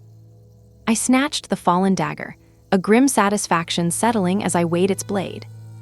Another thug roared, swinging a massive club down, clearly aiming for a quick end. But I was faster, delivering a devastating blow that sent him sprawling, a choked gasp escaping his lips. My eyes narrowed, a cold glint in them as I scanned for the next target. Another thug lunged, shield raised, but my kick ripped through his guard with a sickening impact. He crumpled, a heap of groans and broken pride. I moved with a fluid grace that belied the brutality, dispatching them one by one. Soon, the alley was quiet, save for the pathetic whimpers of the disassembler's thugs, scattered like discarded trash. Some called it a Stormheart warrior play, while others warned, "Better wake up, lol." One of them, the first I'd questioned, slowly pushed himself up, his face a mask of pain and primal terror. He looked at me, then at his fallen comrades, a deep fear in his eyes. I knelt beside him, my voice dangerously calm. "Where is Drake?" He gagged again, spitting blood, his face still twisted in pain as I weighed the dagger in my hand, a grim satisfaction settling. "Like I'd ever tell you that," the thug spat, just as a surge of red energy erupted from my fist. The impact sent him flying. A cartoonish scream ripped from his throat as he dropped the dagger. "Drake, where?" I repeated, my voice a low growl, the stolen dagger now glowing ominously in my hand. WNNABLANDLORD chimed in. "Look, he's in such a stunned state right now, he can't even speak LOL." The thug, eyes wide with terror, could only stare blankly, completely broken. Is this a new type of torture? RENTBOMB asked, as PATINTONAWHITHORC declared. True madness. Ha ha ha ha. Another sharp clang echoed as I struck again, a chilling reminder of the pain I could inflict. My hand, still dripping with the thug's blood, clenched, a silent promise of more if he didn't talk. As the thug lay twitching on the ground, CRAZYMUTT remarked, "What is up with the streamer? He's real smart getting a new route like this." One viewer donated, reminding everyone of the formidable Count Eder, while OUTSIDBDISHELL offered a deadpan. He died in the line of duty. "By the way, this dagger is too short, so it's uncomfortable," I mused, spinning the blade. "Isn't there anything good around here?" I glanced around, dismissing the meager offerings of the alley with a dismissive shrug, my eyes already scanning for better tools.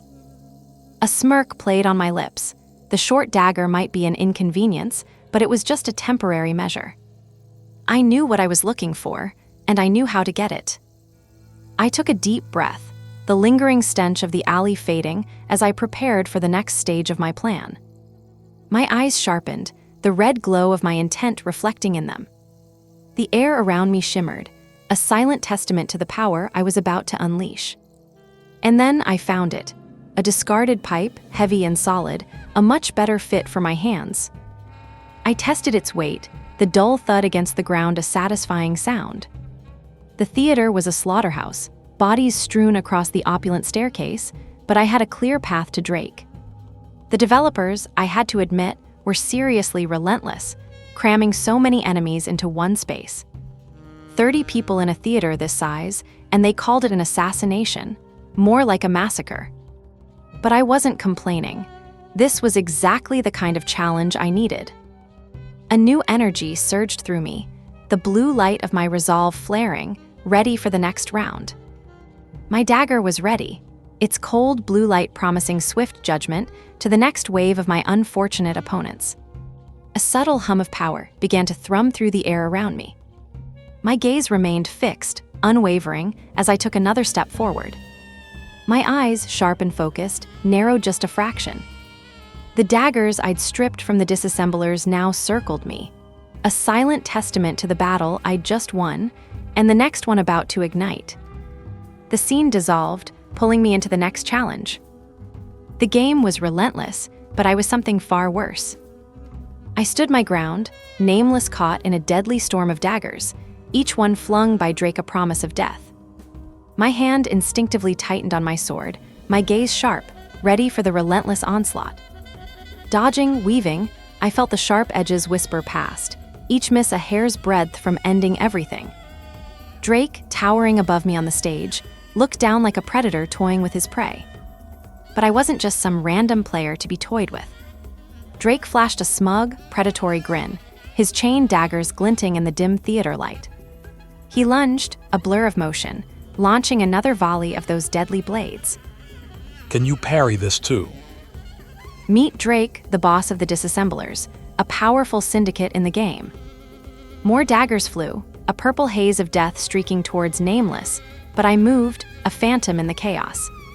I parried, deflected, and blocked, a whirlwind of steel against steel, the sheer number of blades astonishing even me. A viewer, SDRMHERT, typed a simple message, "There's so fucking many." But I was still here, still fighting, a red glow of defensive energy swirling around Nameless as I held my ground.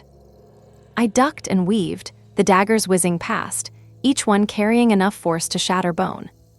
The air filled with the clang of metal as I parried another flurry, sparks flying with every deflection. Drake's daggers flew relentlessly, a hail of sharp steel I had to counter with pinpoint accuracy. Crazy. He even parries the flying ONES.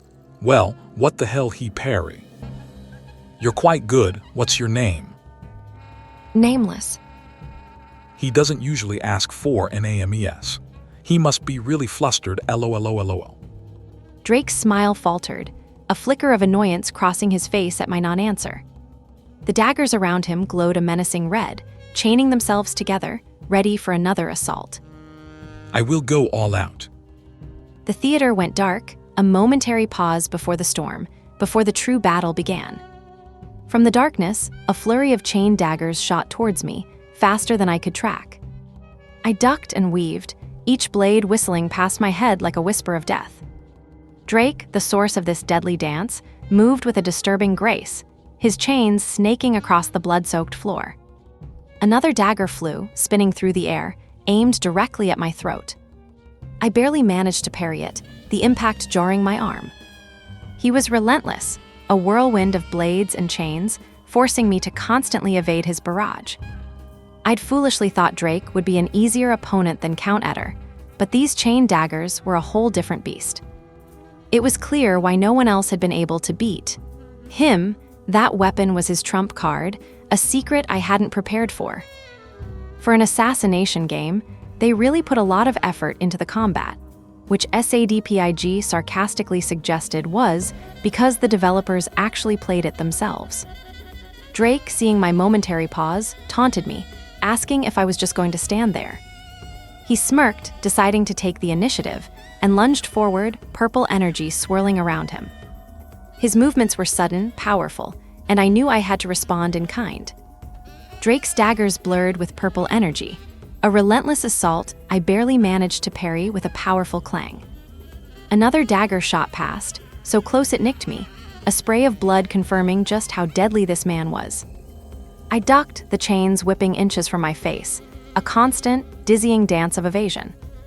He moved with incredible speed, twisting and striking, a flurry of motion that seemed impossible to counter. The viewers, of course, were already writing me off, RENTBOMB declaring I was just blocking all day, and FEEDME calling my pipe choice fucking arrogant. He was right, in a way. This was definitely harder than fighting those 13 thugs at once. However, I remembered my past, how I'd survived a mountain of blades and a forest of swords, a place filled with every kind of adversity imaginable. I knew the path to survival, even when it seemed impossible. With a burst of resolve, I decided to break through his defenses and close the distance. You think I'll give up an opening so easily? Drake responded instantly, unleashing another torrent of daggers, forcing me to weave through the deadly storm once more. Drake lunged, a whirlwind of blades and chains, forcing Nameless back as the air around us crackled with dark, volatile energy. My ceremonial cane was good enough for mobs, but against a boss like Drake, it would buy me a single attack. Even then, the chains covering Drake would make it hard to land a proper hit, but that didn't apply to me, because I just needed to hit him properly asterisk. I took the stance I'd repeated tens of thousands of times in my past life, striking down with my sword. Planting my feet, I felt the familiar weight of my body shift, the power gathering. I transferred all the power from my solid lower body into the high guard stance, a pink aura of energy erupting around me. My entire being screamed with the force of the strike I was about to deliver. And then, with all the precision and power of a sword god, I slammed the cane directly into Drake's head. A shockwave of pink energy exploded, outwards, leaving Drake stunned and spitting blood. The sound of impact resonated through the theater, echoing the sheer force of my strike. What did he juicent do? The chat exploded with SADPIG adding, Drake's head got smashed. It was virtual reality, and my body was different from my own. But in that moment, it didn't matter at all. My footwork, the twist of my upper body, even the trajectory of my arms, everything aligned. Each movement was perfectly adjusted to the optimal posture. This new body was just a tool. Just as I finished the thought, another chain shot towards me, its metallic links rattling with deadly intent. The force of Drake's attack exploded against the ground where I'd just been, sending debris flying. You bastard. Die. I parried another strike, the sound of metal on metal echoing through the theater. My club connected with a chain, sending it spiraling away with a sharp impact. The impact of another blow sent tremors through my arm, but I held my ground. Yeah, that won't work twice, LOL. And then a realization hit me. This was actually fun. This moment, the swing of my weapon, the precise arc of the blade as it met Drake's own. This was the only proof I had left of who I once was, the sword god I used to be. My blade connected with a furious, resonant clang. The impact sent a shockwave through the air, forcing Drake back. He stumbled, groaning, as I raised my weapon high for the finishing blow. With a final, explosive downward strike, I brought my weapon crashing down. Drake lay defeated, his HP bar finally depleted, sprawled on the shattered stage. A game notification flashed. Clear the boss of the disassemblers, Drake has died. The chat exploded, calling Nameless a god and celebrating the first clear, with IAMTHEJOSUNASSASSIN even dropping a massive 100,001 donation. I thank Sir Goat for the incredibly generous donation, trying to sound calm even as my eyes widened at the outpouring of support. But then I looked at my viewer count, which had just skyrocketed past 400 people. My mouth hung open, completely astonished by the sudden, massive influx of new viewers. I couldn't help but notice the sheer number of people now watching my stream. After the dust settled from the brutal fight, I found myself standing alone outside the Bikrion troop building, the last remnants of the disassemblers scattered at my feet. That's when I finally noticed it. My viewer count had absolutely exploded.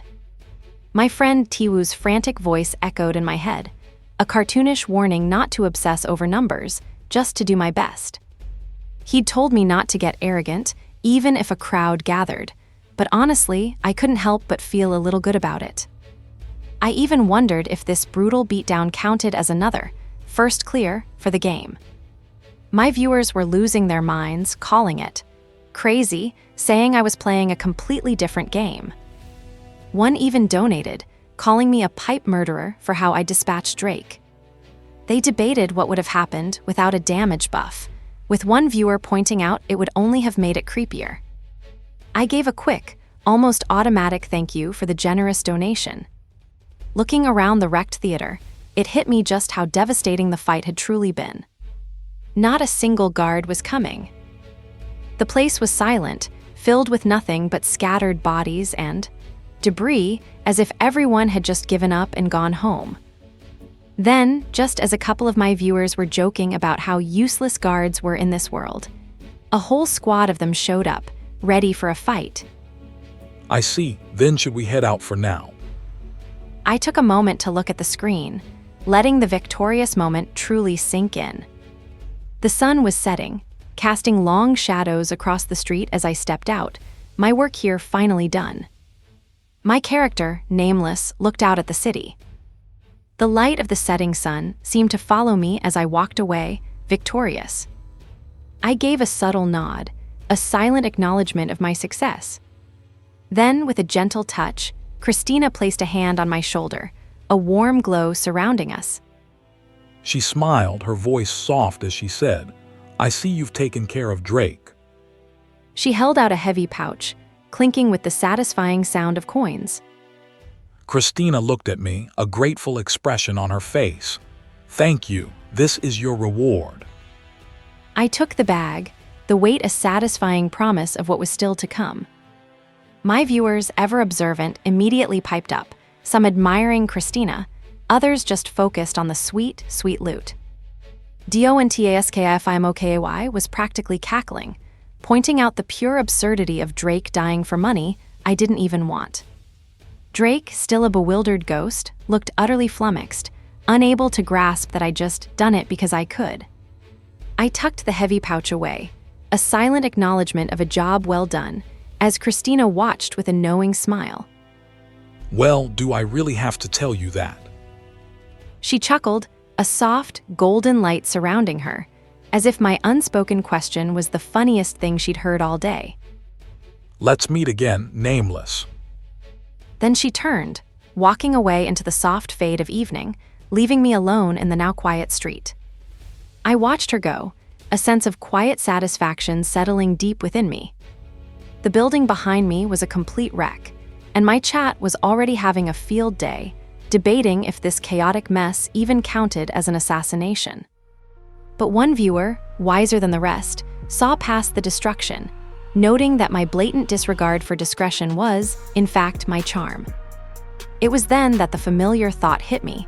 Was it time to end the stream? I'd done everything I set out to do, so I made the call. It was time. Wait. But my viewers, like Winter Yellowtail, weren't ready to let me go, begging for just a little more. I gave a quick goodbye, watching their lamentations as the stream dissolved around me. The light pulsed, signaling my exit from the game. I felt myself returning, the game world fading as I opened my eyes. I stretched, still in the VR capsule, feeling the real world once more. Then I noticed Tiwoo, my friend, scrolling on his phone, completely at home in my room. I asked him what he was doing here, but he barely registered my presence. "I'm taking a break from streaming today, so I was watching your broadcast. It was fun." "So why are you watching it in MY room?" I asked, adding, "and take your feet off my pillow." He just smiled as I got him in a headlock, a clear sign that this was going to be a very long day. As Tiwoo groaned on the floor, still tangled from my headlock, a thought popped into my head. From now on, I was safe. Then I noticed Tiwoo, still on the floor, holding his phone up and watching something with intense interest. Give it here, I demanded. Reaching down to grab his phone, my curiosity piqued. The screen, now in my hands, was a blur of light and energy, like static from a broken connection. Then the image cleared, showing Nameless, my character, standing over a defeated enemy, a fierce, almost unholy glow in his eyes. And then a pop-up. "Where's Drake?" it read, followed by a viewer's comment speculating that Drake was stunned and couldn't speak. Below it, a wave of comments exploded, many praising Lord Nameless and declaring anyone who doubted my skills an enemy. But the real chatter was about something called a shard of order, an item no one seemed to recognize, even veteran players. It seemed there was no information on this shard of order yet. To think you could only get it through a warrior. Play, they wondered, what kind of item was it used for? Then I saw a new comment, an irritable one from a user named Z1ZonvGenius, telling people to stop blabbering like losers who only knew how to get excited. "Normally, when you get fans, you also get haters," Tiwoo said, throwing an arm around my shoulder, his grin wide. Then I heard Tiwoo murmur, "It was good when you were only getting attention, right?" He tossed my phone back to me, the screen still showing that irritating comment. Tiwoo then spun around, his own phone in hand, and walked out the door with a click. I just stood there, staring at the empty doorway, wondering, if he was telling me to get even more famous. A bright flash from my computer monitor caught my eye. It was my video, playing on someone else's phone, showing comments about warrior play and nameless. One of the comments mentioned an alpaca, and I had to tap to see what that was all about. It was a clip from a live stream, where some guy was shouting about how he'd serve me as his master and stream until he got a warrior play clear on Drake. I chuckled, finding the whole thing incredibly amusing, and wondered if he could even take responsibility for such a wild statement. Meanwhile, Tiwoo was still glued to his phone, eyes wide with whatever he was watching. I leaned out of my room, catching sight of him. A smirk played on my lips. I was starting to enjoy this. Then, just as suddenly, I was back in the familiar grassy field of the tutorial, a fresh log of wood resting beside me. A familiar, gut-wrenching message flashed across my vision. Game over. How many times have I failed now? I muttered, seeing the cold, hard reality. 13 times. The chat was merciless, a flood of LOL, you freaking suck, lol, quit the game, and let's give up on the bare body challenge now. I just sat there, head in my hands, trying to ignore the continuous stream of mocking laughter. Suddenly, a fluffy white alpaca, Debakai, the lobby mascot, appeared, looking utterly innocent. I reached out, thinking it was a comfort animal, only for the adorable creature to spit right in my face. The chat exploded with more laughter, and I just sighed. No matter how many times I see this, I can't get used to it. Then a new message popped up, a viewer asking, "This isn't the time to be playing around, is it? LOLOLOLOL. Who says I'm playing around?" I shot back, just as a huge donation of 10,001 landed with a challenge. Anyone who cleared Drake with a warrior play would be their master, and they'd stream till the end. My eyes widened. What? Did someone actually clear it? A link appeared on my screen. Drake, warrior play title. Go check this out. Tiwoo, on the other hand, was practically vibrating with disbelief, tapping furiously at his screen. The link opened to a video titled, "First Clear, Nameless Drake Warrior, Play Clear," already racking up 100,000 views in a single day. Tiwoo stared at the screen, a dawning horror on his face. Who in the world was this nameless player? The answer arrived. With a sudden, sharp ping, a message notification right on his screen. He hesitantly reached out, his finger hovering over the glowing envelope. His eyes widened as the message opened, revealing the sender's identity. "Hello, Alpaca," the message began. "I am Jin Seojin, who also plays Dawn of Assassin under the name Nameless. I know it's rude to borrow a friend's ID, but would it be possible to talk for a moment?" The screen went blank, leaving only the lingering shock of the revelation. A grand, futuristic cityscape stretched before me, a stark contrast to the shadowy world I often inhabited in the game. The quiet clink of a coffee cup was a moment of calm, a brief respite from the whirlwind of activity. The CEO of Moviesoft Korea, the game's developer, savored his coffee, oblivious to the impending chaos. His moment of peace was shattered by a frantic shout from the doorway. The CEO, startled, snapped at the Moviesoft Korea employee for his lack of decorum, only to receive a quick apology. But the urgency in the Moviesoft Korea employee's voice was clear.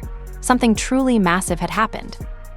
And it was all thanks to a warrior play, the very style I had brought back into the spotlight. The CEO's eyes narrowed, a silent question on his lips, which ruler had fallen. It was Drake, the leader of the disassemblers, and the CEO dismissed the news, believing Drake to be the weakest of the rulers. He waved off the Moviesoft Korea employee's concern, assuring him there was nothing to worry about. But the Moviesoft Korea employee's expression remained troubled, his gaze drawn to an image of a dark, ominous castle. The screen then revealed the true prize, a hidden, untradeable item called the Shard of Order, only obtainable by defeating a ruler through a warrior play. But the game itself warned that defeating the core ruler without a specific, unacquired skill was impossible, leaving players in despair. And that elusive skill was deliberately designed to take an agonizingly massive amount of time to unlock. Desperate players, some who'd been grinding for hundreds of hours, flooded the forums, demanding to know how to get it, even as the game itself urged them to rest. But, as one player humorously put it, you never knew what might happen. Meanwhile, Alpaca's manager, Suhan, was catching his streamer slacking off, muttering about someone else being live just a second ago. How do you know they were broadcasting until just a moment ago? Sounds like you're watching a stream during working hours.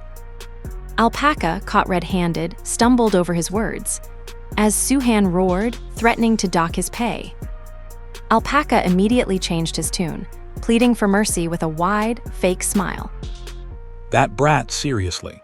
We'll settle this during your performance review. Meet Suhan, Alpaca's manager and editor.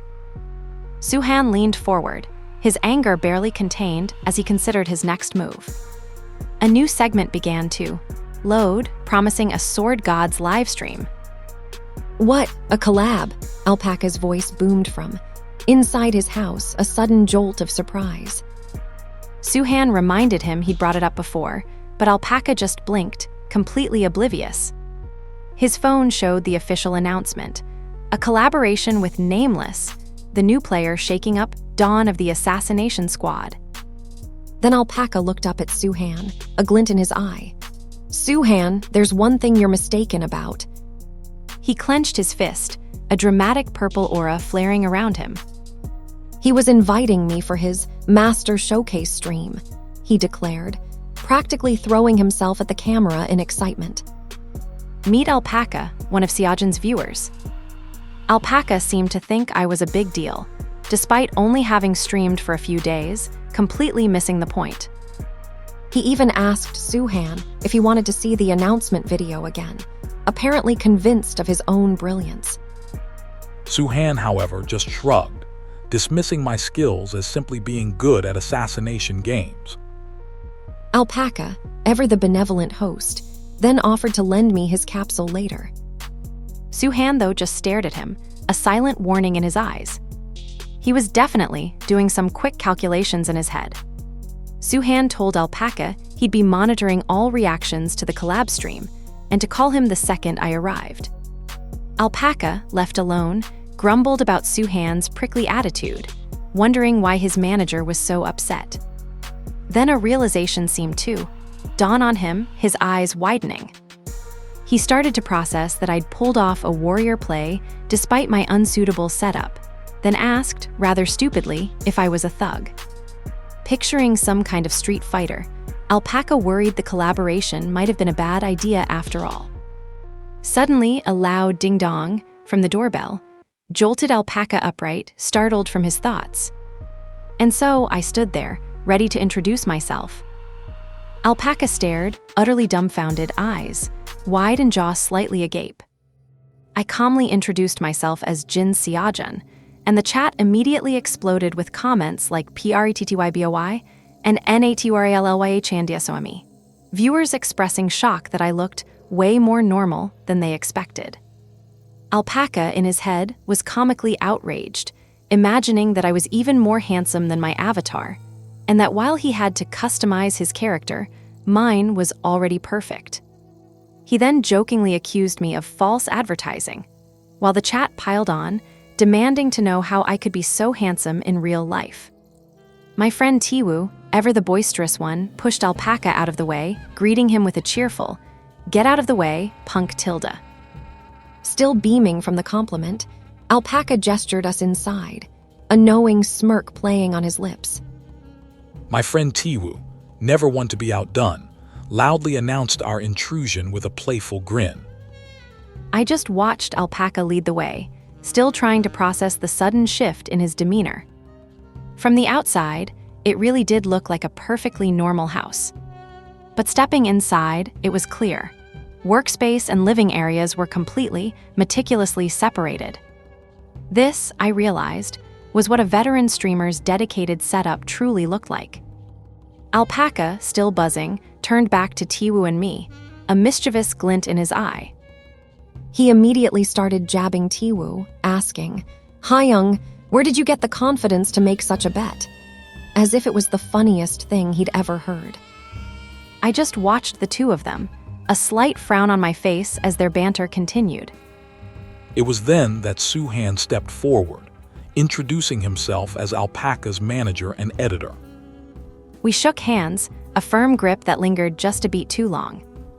I felt a subtle pressure, a quiet assertion of control. Was he trying to establish dominance? Soo-han pulled his hand back, a faint smile on his face, and mentioned my synchronization rate was low. He then added that he'd heard I hadn't been playing games for very long. "What are those two doing? Hey, that jerk Lee Soo-han." Alpaca's eyes narrowed, a clear flash of suspicion and annoyance. Soo-han continued, pressing me about my past gaming skills and what tier I might have been. My friend Tiwoo, ever supportive but also pragmatic, chimed in that it was impossible to be good after such a long break. I just looked at him, slightly annoyed, wondering where this was going. Soo-han then turned to Alpaca, proposing a sparring match between us in the training ground. "Wow, Tilda with this guy. Haha, yeah, why?" Alpaca's actual manager, who had been watching the whole exchange, stepped forward, saying, "I'm saying this for your own good, Hyung Nim, but I definitely wouldn't recommend sparring with this guy."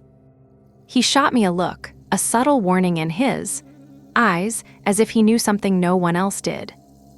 Alpaca, ever confident, couldn't resist the bait. Tiwoo, still munching on his snack, shot me a look, his eyes full of silent questions while Soo-han watched us intently. I just let the tension hang in the air, a predator watching his prey. Then Alpaca's actual manager stepped forward, his gaze fixed on Soo-han. "If you want to fight him in the training ground, you'd be better off just challenging level 10. Alpaca and Soo-han both looked utterly stunned, their faces a perfect picture of disbelief. As the manager continued, his voice lowering, "The identity of that AI is, tell me." A flicker of surprise went through me as the words hung in the air. This guy is unknown. The manager's gaze lingered on me, leaving the true nature of my abilities shrouded in a sudden, dramatic mystery.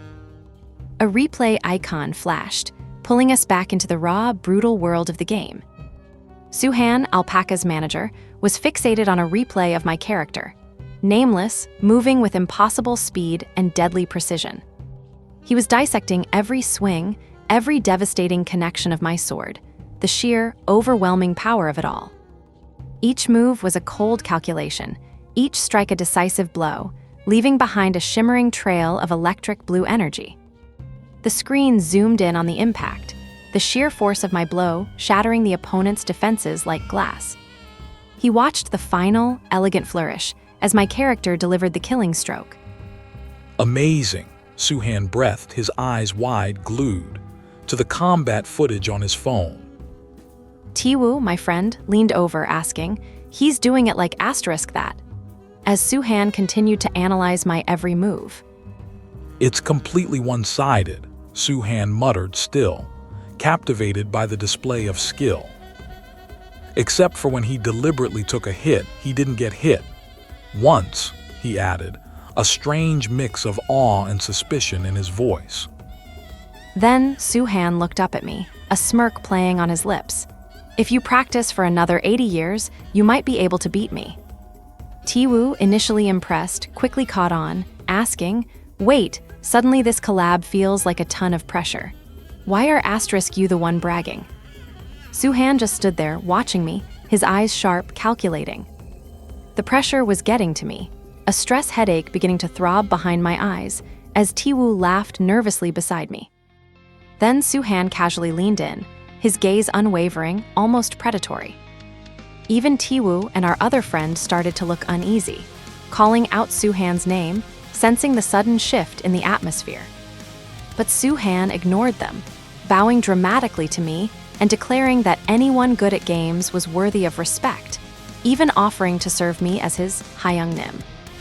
My friends, now relieved, dismissed their worry, but I just stared, completely flustered. Soo-han insisted I speak comfortably to him from now on, as his Hyung Nim, which was ridiculous. I appreciated the respect, but based on my actual age, I should be the elder, not him, this punk.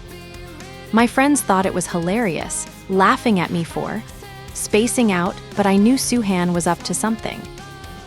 More importantly, 7 years ago, He then asked if I, Seojin, was that asterisk.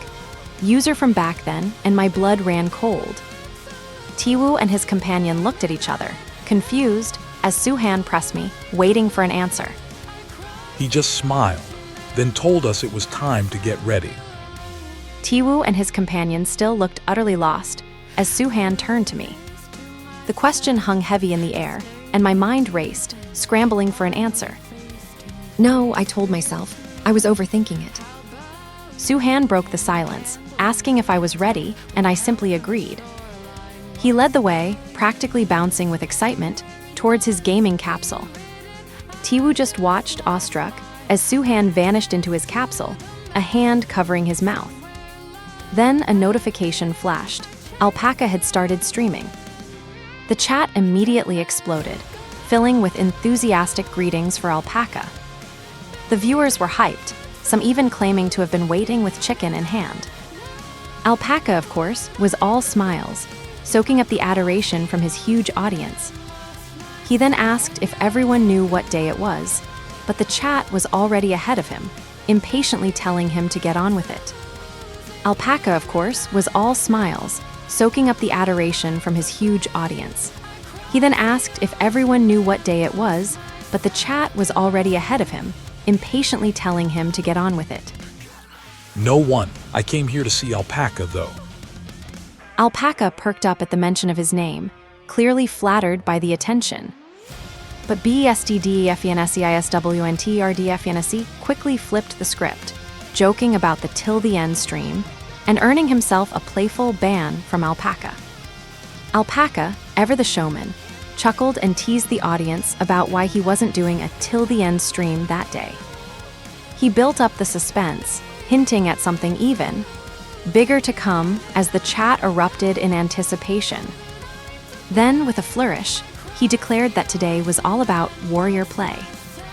He then dramatically announced the arrival of the master, who would be teaching him the ropes, making the chat question if he'd kidnapped a sensei, or if this was just an elaborate prank. The chat went wild, clapping and cheering, expecting the grand reveal of this mysterious new streamer.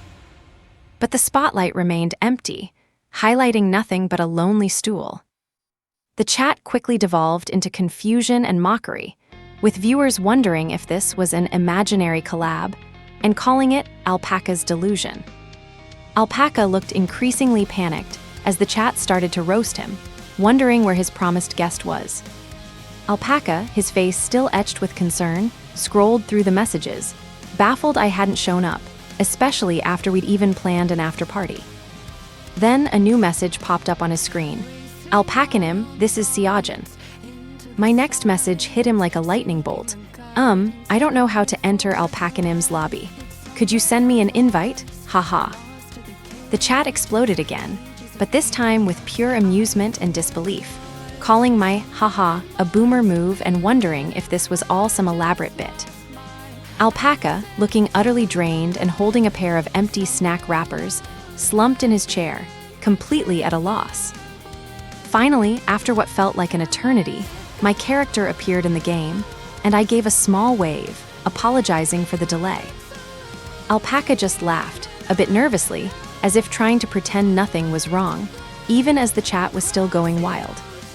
The viewers, however, were not so forgiving, immediately roasting me for being a beginner who couldn't even join a lobby in Alpaca for trying to learn from such a noob.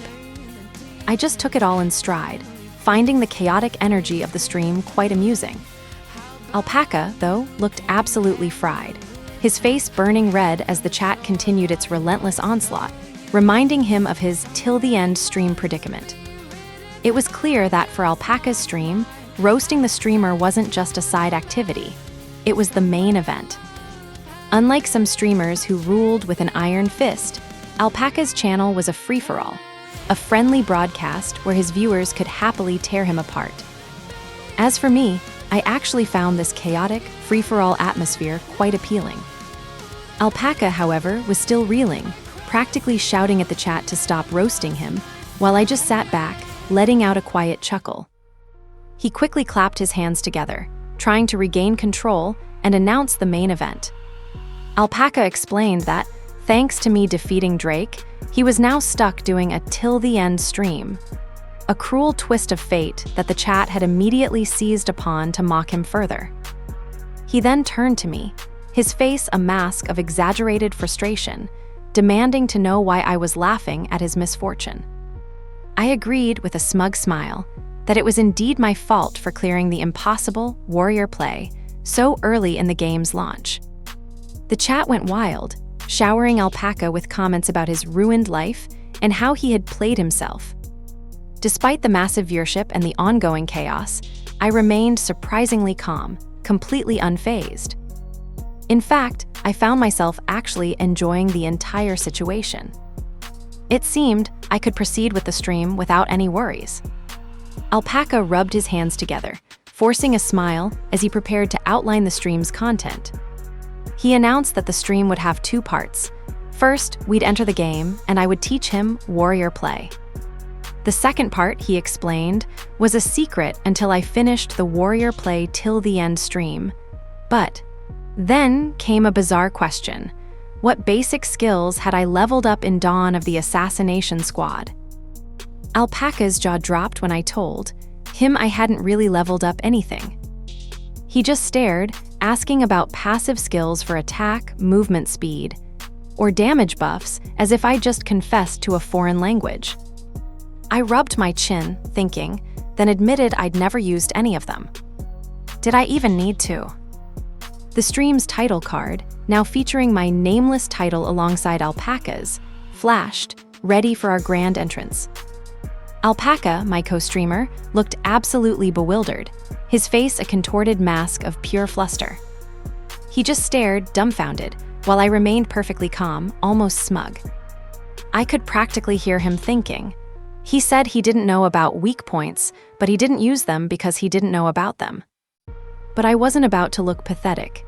Instead, I simply smiled, telling the chat and Alpaca that I hadn't felt the need for such basic tactics.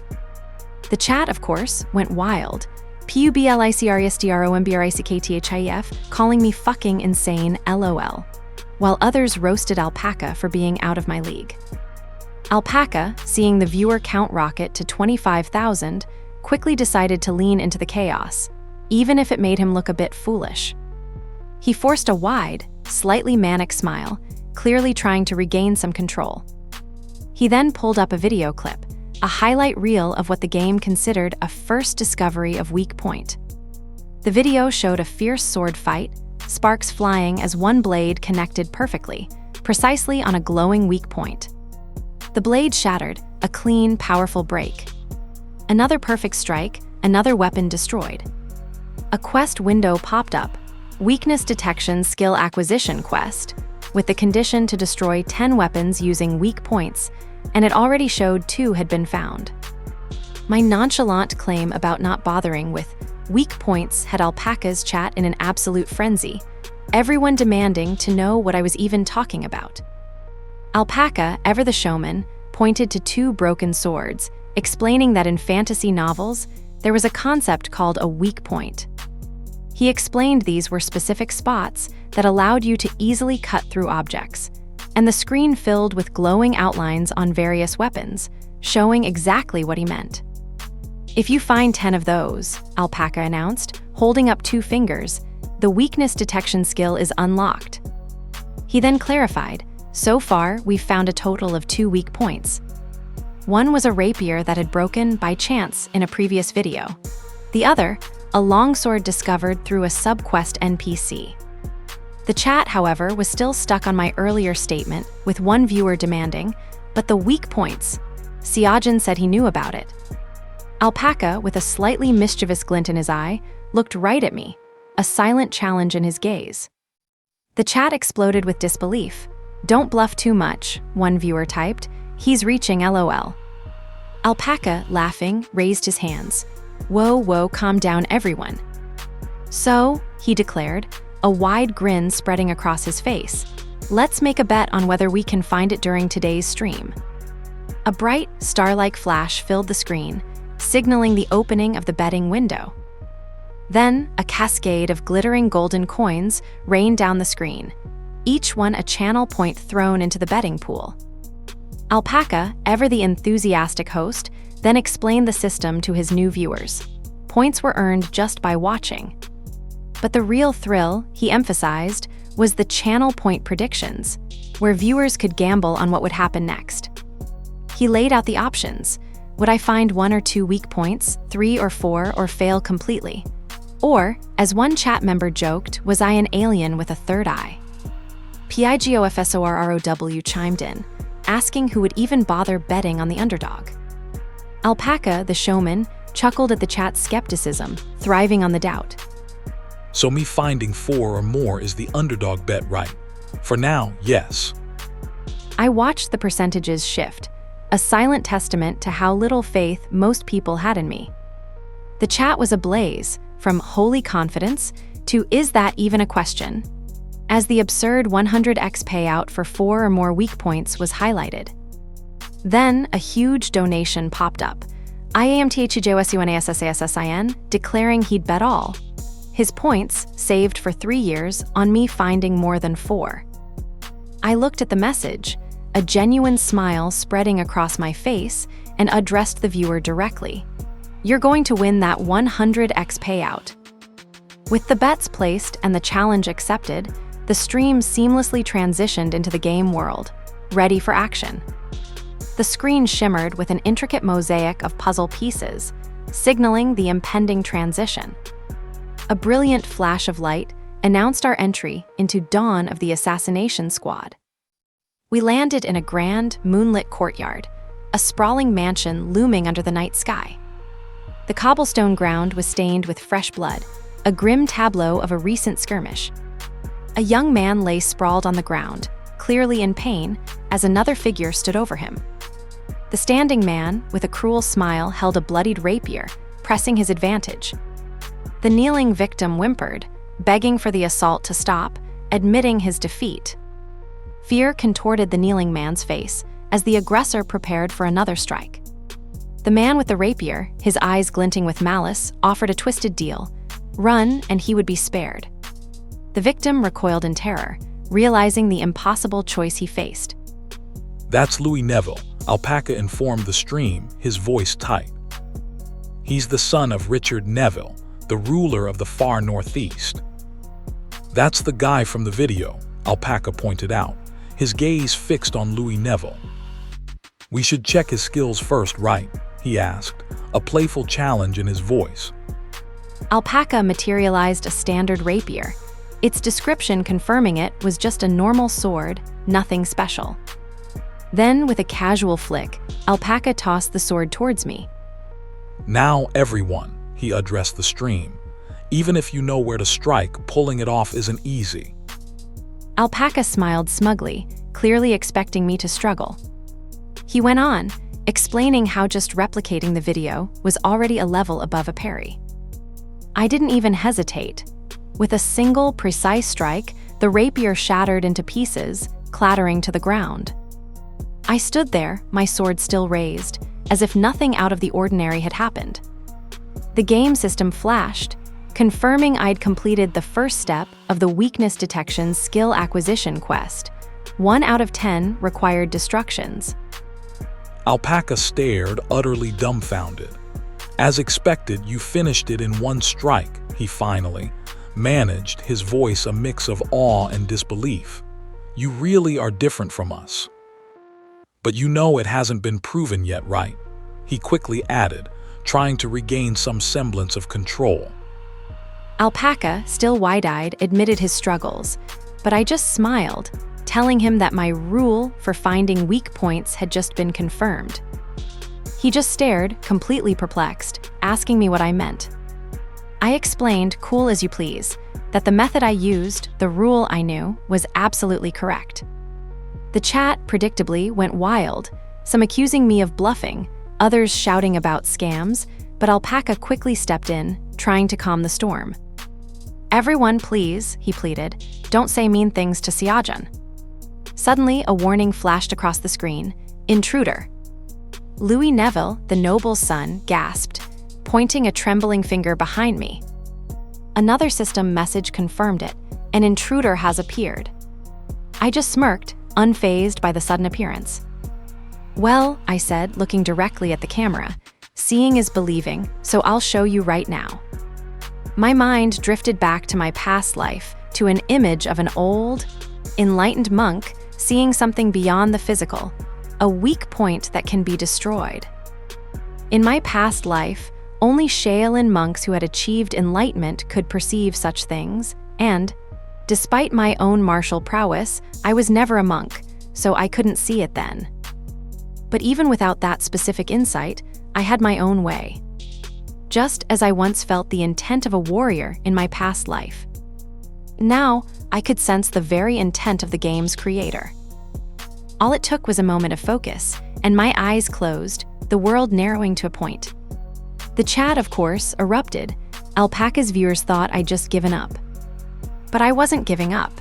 My blade descended, striking a luminous point only I could see. The weapon fractured under the impact, a clean, silent break. It simply ceased to be. Fragments scattered, leaving only a shimmering ghost of what was once there. Alpaca stood frozen, his jaw practically on the floor. Another weapon, another shimmering point, another perfect strike. It shattered into 1,000 pieces around me, the quest progressing flawlessly. Alpaca, suspended midair, was utterly flabbergasted as the item I touched exploded into sparkling shards. The chat naturally went wild. Alpaca's face was a perfect portrait of pure, unadulterated shock. Eyes wide, mouth agape, a faint blush creeping across his cheeks. Insane, one viewer typed, perfectly capturing the general mood. WHHH, that actually works, another yelled, as Alpaca just stood there speechless. He found it, and with his eyes closed. A third chimed in, what is this? Is he really an alien?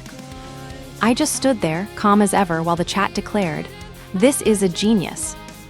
Alpaca, still in shock, slowly lowered himself back to the ground. No, Siajin, how on earth did you? He just stared at me, dumbfounded, as I offered a polite, almost innocent smile. But then a new message popped up in the chat, a big one. WOWTHISISSORIGGD donated 1,001. Didn't you too check this beforehand yesterday? Rigging it is F *****ing disgusting. My viewers were losing their minds, screaming that I'd rigged the whole thing. Some were furious, calling it a scam, while others just laughed, watching the chaos unfold. I just smirked, a little proud of the masterful way I'd orchestrated everyone's collective downfall. The betting options had been so tempting, yet I'd made sure every single one was a trap. Even the tiniest percentage, the ones who bet I'd find more than 4 weak points, fell for it. My character, nameless, just stood there, looking smug, while the chat slowly pieced together my genius. One viewer even tried to spin it positively. Fortunately, it looks like everyone failed together. These guys, they were something else. My viewer count was exploding, even as I playfully teased them about their losses. I was actually getting good at this, not just the game, but the streaming itself. Now, I said, raising my hands, everyone calm down. My chat, still buzzing from the betting fiasco, immediately switched gears, demanding to know my secret. My chat, however, wasn't having it, demanding to know my real job, while I just casually introduced myself as an ordinary young man in his 20s. The game's rendering of my companion, Tiwu, immediately recoiled, mirroring the viewer's disbelief at my ordinary claim. I just gave them my character's name, Jin Siajin, as if that explained everything. The chat went wild, throwing up polls about whether Siajin was handsome, which I guess was a compliment. I had to clarify that Siajin's face was exactly how I looked in reality. It wasn't some customization trick. One viewer, CRYNGPOTTO, then joked about the game's creator needing a balance patch for my appearance. Just then, another viewer tried to sneak in a comment about something small, thinking I wouldn't catch it. Tiwoo looked absolutely horrified, while the chat started speculating if they were about to get banned. A donation from THATPRSON tried to distract me, but I just narrowed my eyes, muttering about those trying to sneak one past me. I told Tiwoo it was fine, but then announced, with a perfectly straight face, that I had a great communication tool called a permanent ban. The chat was filled with zero-damage comments, implying my threat had no effect. I sighed, deciding to let it slide just this once, earning a relieved gasp from Tiwoo.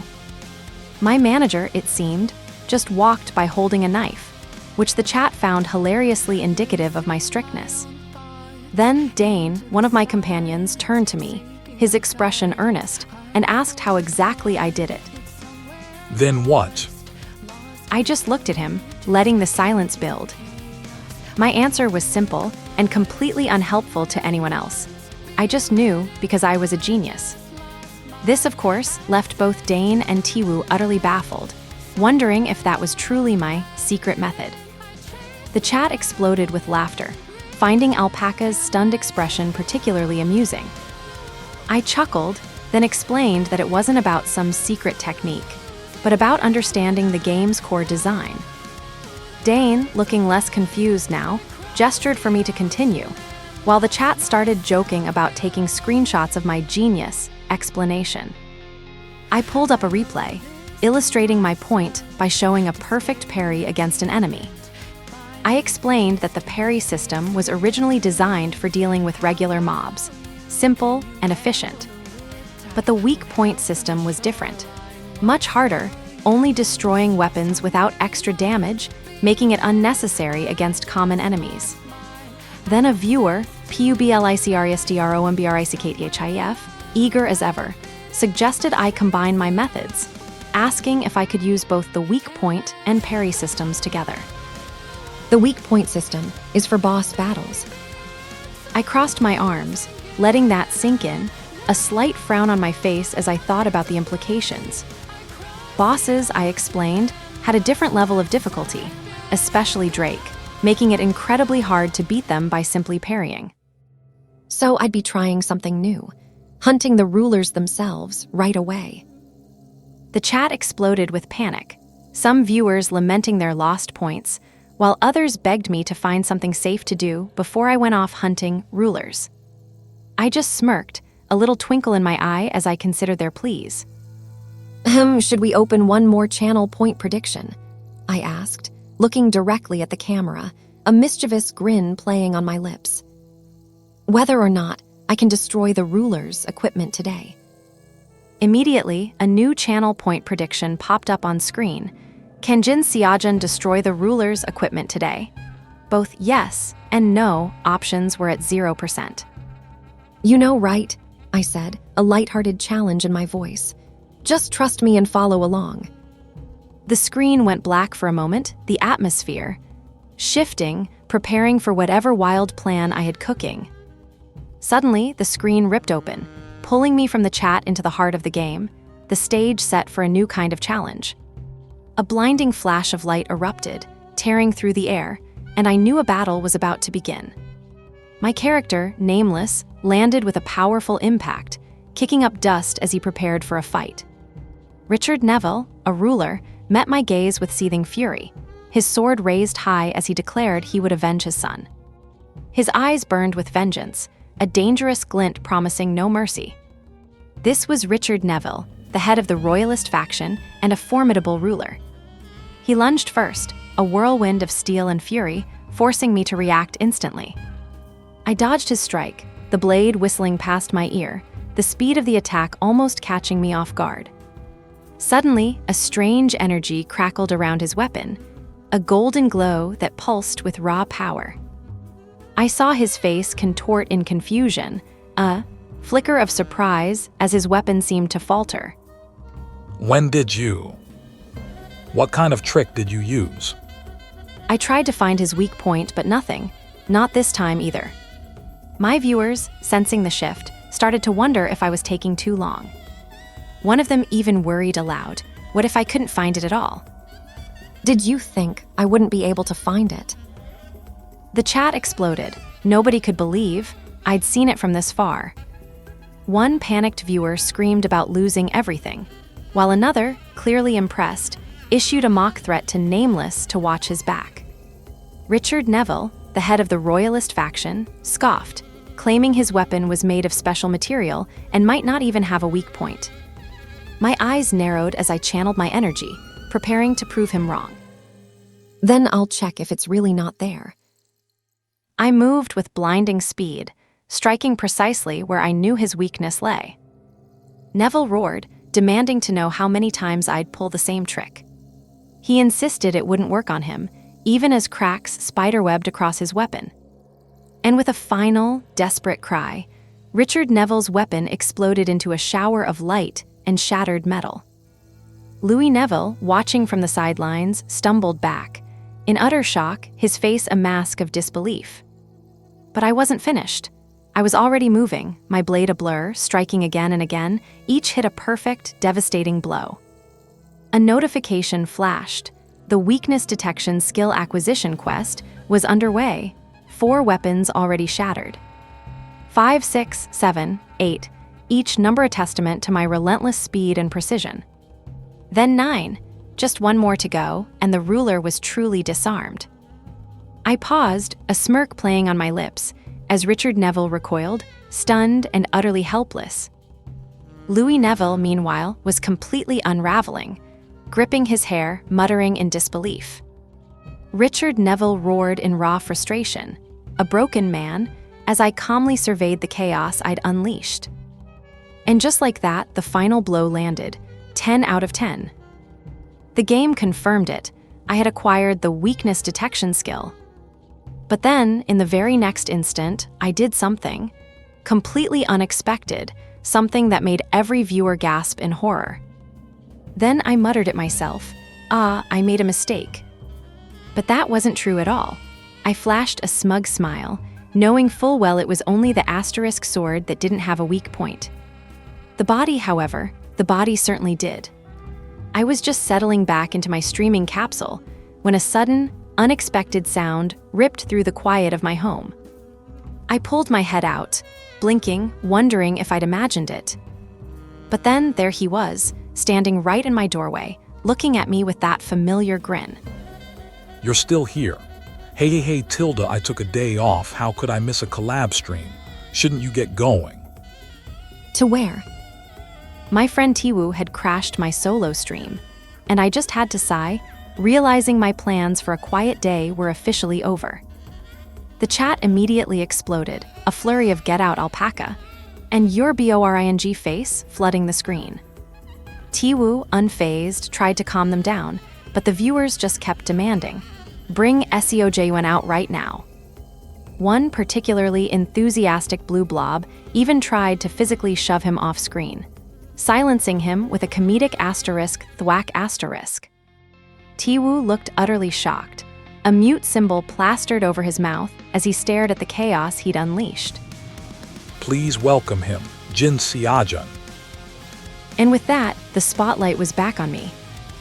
Then, with a confident smile and a cool pair of shades, Tiwoo greeted the chat, looking perfectly at home in front of my camera. I offered a polite, somewhat stiff greeting, acknowledging that this was indeed my first time showing my face outside the game. The viewers immediately erupted, flooding the chat with praise for my looks, calling me a peerless beauty and a real pretty boy. But then, some of them started digging, unearthing old images of my past self back when I looked considerably less like a pretty boy. The contrast was pretty stark, I'll admit, and the chat was having a field day comparing the two. Tiwoo, ever the instigator, leaned into the camera, practically shouting, "Isn't Seojun really handsome, everyone?" which only egged them on more. The chat mercilessly roasted my past appearance, with comments so brutal even Tiwoo looked a little taken aback. He tried to defend himself, insisting he was good-looking in his 20s and had only gained some weight, but the chat wasn't buying it. They piled on, declaring it a losing battle, and deadpanning that they didn't watch him for his face anyway, effectively knocking him out of the argument. I seized the opportunity to make my escape, announcing that I'd step out for a moment to get something ready. With a quick, silent nod of defeat, Tiwoo watched me go. Once I was gone, Tiwoo charmingly explained to the viewers that I was just preparing dinner. Tiwoo smoothed things over, explaining I was just preparing dinner, as our next segment was a meal. Then, a rather generous donation from Opa popped up, with a loving message that made me pause. Ah, thank you. But are you actually a woman? The chat exploded, teasing me for even asking such a question. Another donation from Me Too only made me look more suspicious. The chat then started raving about my newly acquired weakness detection skill, impressed by its power. They remembered how it had manifested in a blinding flash of yellow light. The skill itself was simply called weakness detection. It was a potent skill that allowed me to destroy equipment if I attacked along specific indicated lines. The viewers wondered how I could possibly use it against someone like Richard Neville, a ruler, when even targeting normal NPCs was difficult, but I just smiled, telling them to look forward to it. Tiwoo clapped his hands, ready for the next question, while the chat noted I was shamelessly advertising. They asked about my exercise routine and the shard of order, to which I admitted I just went for runs, clueless about the latter. Then a viewer asked the big question: why had I chosen Dawn of the Assassination Squad for my very first stream? I explained a friend had recommended it, as the camera cut to our dinner, sizzling meat and a bowl of rice. And then, with a mischievous wink and a thumbs up, Tiwoo suddenly shouted, "It's me." The chat exploded, instantly realizing Tiwoo was the friend, teasing me for taking a day off, and wondering how we even knew each other. Tiwoo, grinning at the chaos he'd created, confirmed we'd been friends since high school. Then he dropped the real bomb: we were currently living together, which sent the chat into another frenzy of shock and amusement. Suddenly, Tiwoo's phone, which he was holding up to the camera, started vibrating wildly with notifications from his own stream chat. He looked utterly panicked, his face aghast as his phone buzzed uncontrollably, while the other two friends at the table watched, bemused. Amidst his panic, a new donation popped up from a viewer named Notachance, triggering a travel clip to play. With a click, the travel clip activated, pulling us away from the stream. As the scene shifted, Tiwoo's voice echoed, asking the viewers if they wanted to hear an interesting story. He launched into a story about me, explaining that while I was usually pretty normal, I sometimes did the weirdest things, like washing a game item with soap, completely perplexed when he asked if it was waterproof. Just yesterday, Tiwoo asked me to cool down his capsule with a cooler, and of course, I grabbed a tiny hand fan. He described me squatting there, fanning it diligently, and the chat exploded, picturing the absurdity. So there's a reason why his phone broke. LMAO, one viewer typed, and I could practically hear their laughter. They were having a field day, demanding I be given a proper lesson for my antics, calling me today's final slipper. After the stream, the pile of empty dishes on our table was proof our dinner had been a resounding success. "Great job on today's collab stream, Siajin," Tiwoo said, patting his full belly. "Ah, I'm so full." I learned a lot thanks to you, I replied, genuinely grateful. I listened as Tiwoo continued, his voice taking on a slightly more serious tone. "If you're planning to do it, it'd be best to find an editor first." He paused, and I felt the shift in his demeanor, like he was building up to something important. Then he leaned forward, his hand thudding lightly on the table, a glint in his eye. "If it's okay with you, should I introduce you to someone I know?" Someone he knew. The thought hung in the air, a question I hadn't even considered until now. The quiet of the late evening settled over the city, only the distant stars offering light. A crisp, metallic pop broke the silence as a can was opened. My friend Tiwoo, leaning against a railing, let out a satisfied sigh. He took another thoughtful sip, a pensive look on his face. The question hung in the air, did I really have to go through with all of this streaming stuff? The memory of my friends, gathered around a table, urging me on, flashed through my mind. Of course, Siajin, your stream could grow even bigger, right? The promise of good pay was certainly a motivator, but it wasn't the only thing on my mind. Tiwoo, ever the professional, had stressed the vital role of a good editor for any channel's success. Jihai, always the skeptic, had questioned him, wondering how he, Tiwoo, became Alpaca's editor, given the unique demands of editing capsule games. Tiwoo simply shrugged, explaining he'd started out as an ordinary office worker. Then, one day, he'd stumbled upon Alpaca's broadcast. Alpaca certainly had good instincts for gaming, but he was definitely neglecting his channel back then. I thought I could bring it back to life, so I approached him with an offer first. He must have been a total nobody back then, and you quit your job for that. Yep, I was confident. He just knew, with absolute certainty, that Alpaca was destined for greatness. My friend Tiwoo just smiled, radiating a kind of calm assurance. The sun set over the city, casting long shadows.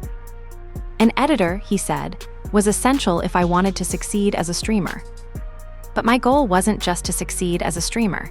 My goal was to win the league of streaming. Honestly, I was planning to just get a VR capsule, make some money, and quit. The capsule sat in my room, a gateway to a world I thought I'd simply use and discard. But streaming turned out to be a lot more fun than I thought. I started to actually enjoy the time I spent laughing and being with people. I watched the chat flow, the playful banter, the easy camaraderie, and a thought started to form. Holding a can of beer, I looked out, a question echoing in my mind. Had I been lonely all this time? Perhaps I had been. Memories of my past life, vivid and sharp, constantly pressed in on me. It was like having a home you could never return to, a constant ache of longing. I sighed, an old, weary sound. I needed to clear my head, to shake off the weight of what was and what could never be again. A trip to the studio seemed like the only answer. The scene shifted, the familiar hum of the city fading into the background. The modern building of the training studio gleamed under the bright sky. Inside, the air buzzed with activity as people sparred in the ring, their movements sharp and purposeful. I watched, feeling the familiar pull of physical exertion. The instructor, a man with a keen eye, noticed me, musing about my stress relief and the strange way my sparring partners always seemed to improve. My friend Tiwoo, on the other hand, was convinced that finding Alpaca was the smartest move he'd ever made. How long do I have to keep running on this treadmill? Dongsui grumbled, looking utterly drained. The instructor, a patient man, gently patted Dong Sui's head, reminding him it had only been 2 weeks. Dongsui scoffed, claiming he was a pro in the virtual world and this physical training was beneath him. His coach had sent him there, he explained, to gain some physical experience. He was worried he'd be stuck on the treadmill until next year's tournament if he didn't move on soon. Dongsui dramatically collapsed onto the floor, declaring his desperate need to learn real combat skills. Okay, the instructor relented. We'll do a light sparring session today. Dongsui immediately perked up and asked if he could choose his opponent. He leaped into the air, brimming with overconfidence, convinced that nobody here could possibly challenge him. As he landed, his eyes swept across the room. And then he saw me standing quietly by the side of the ring, watching a sparring match unfold. Then his eyes narrowed and a flicker of surprise crossed his face. He recognized me from the video. He remembered his friend, Minhwa, making a huge fuss about how incredible I was. Apparently even Shin Haein had watched. But his admiration quickly turned to doubt. From what he'd seen, I didn't look like anything special. He stood there, hands on his hips, wondering how a small fry streamer like me had even managed to get in here. He squinted at me, trying to figure out if I was somehow connected to the instructor. I just watched him, unimpressed, as he bounced on his toes, still sizing me up. He stretched, feigning nonchalance, asking himself out loud who he should spar with, all while secretly wondering why I was staring at him. The instructor came over then, asking Dong Sui if he'd chosen his opponent, and he quickly replied no. The instructor put a firm hand on Dong Sui's shoulder, a clear warning. This is strictly for evaluating technique and improving skills, he reminded him, his voice serious as Dong Sui flinched, surprised by the sudden lecture. Dong Sui's eyes slid over to me, a smug look forming on his face. He thought I looked about his size, not very muscular, and that he could probably take me on.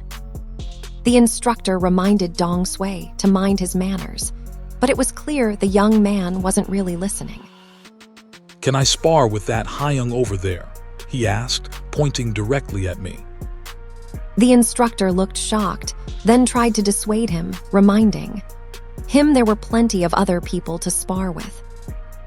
Dong Sui just gave him a blank stare, asking if it was rude to ask someone he was just meeting.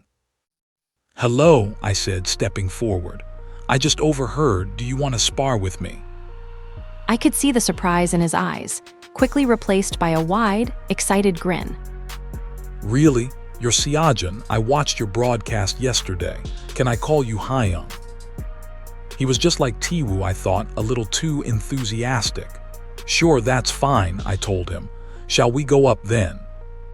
We both stepped into the ring, the ropes a familiar boundary. As I pulled on my headgear, Dong Sui spoke again.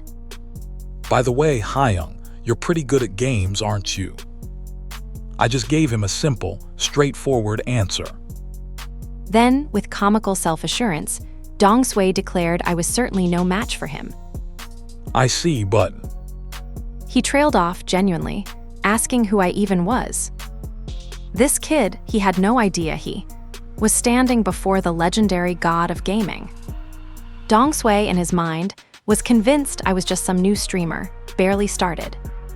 He actually believed this spar was a great honor for me.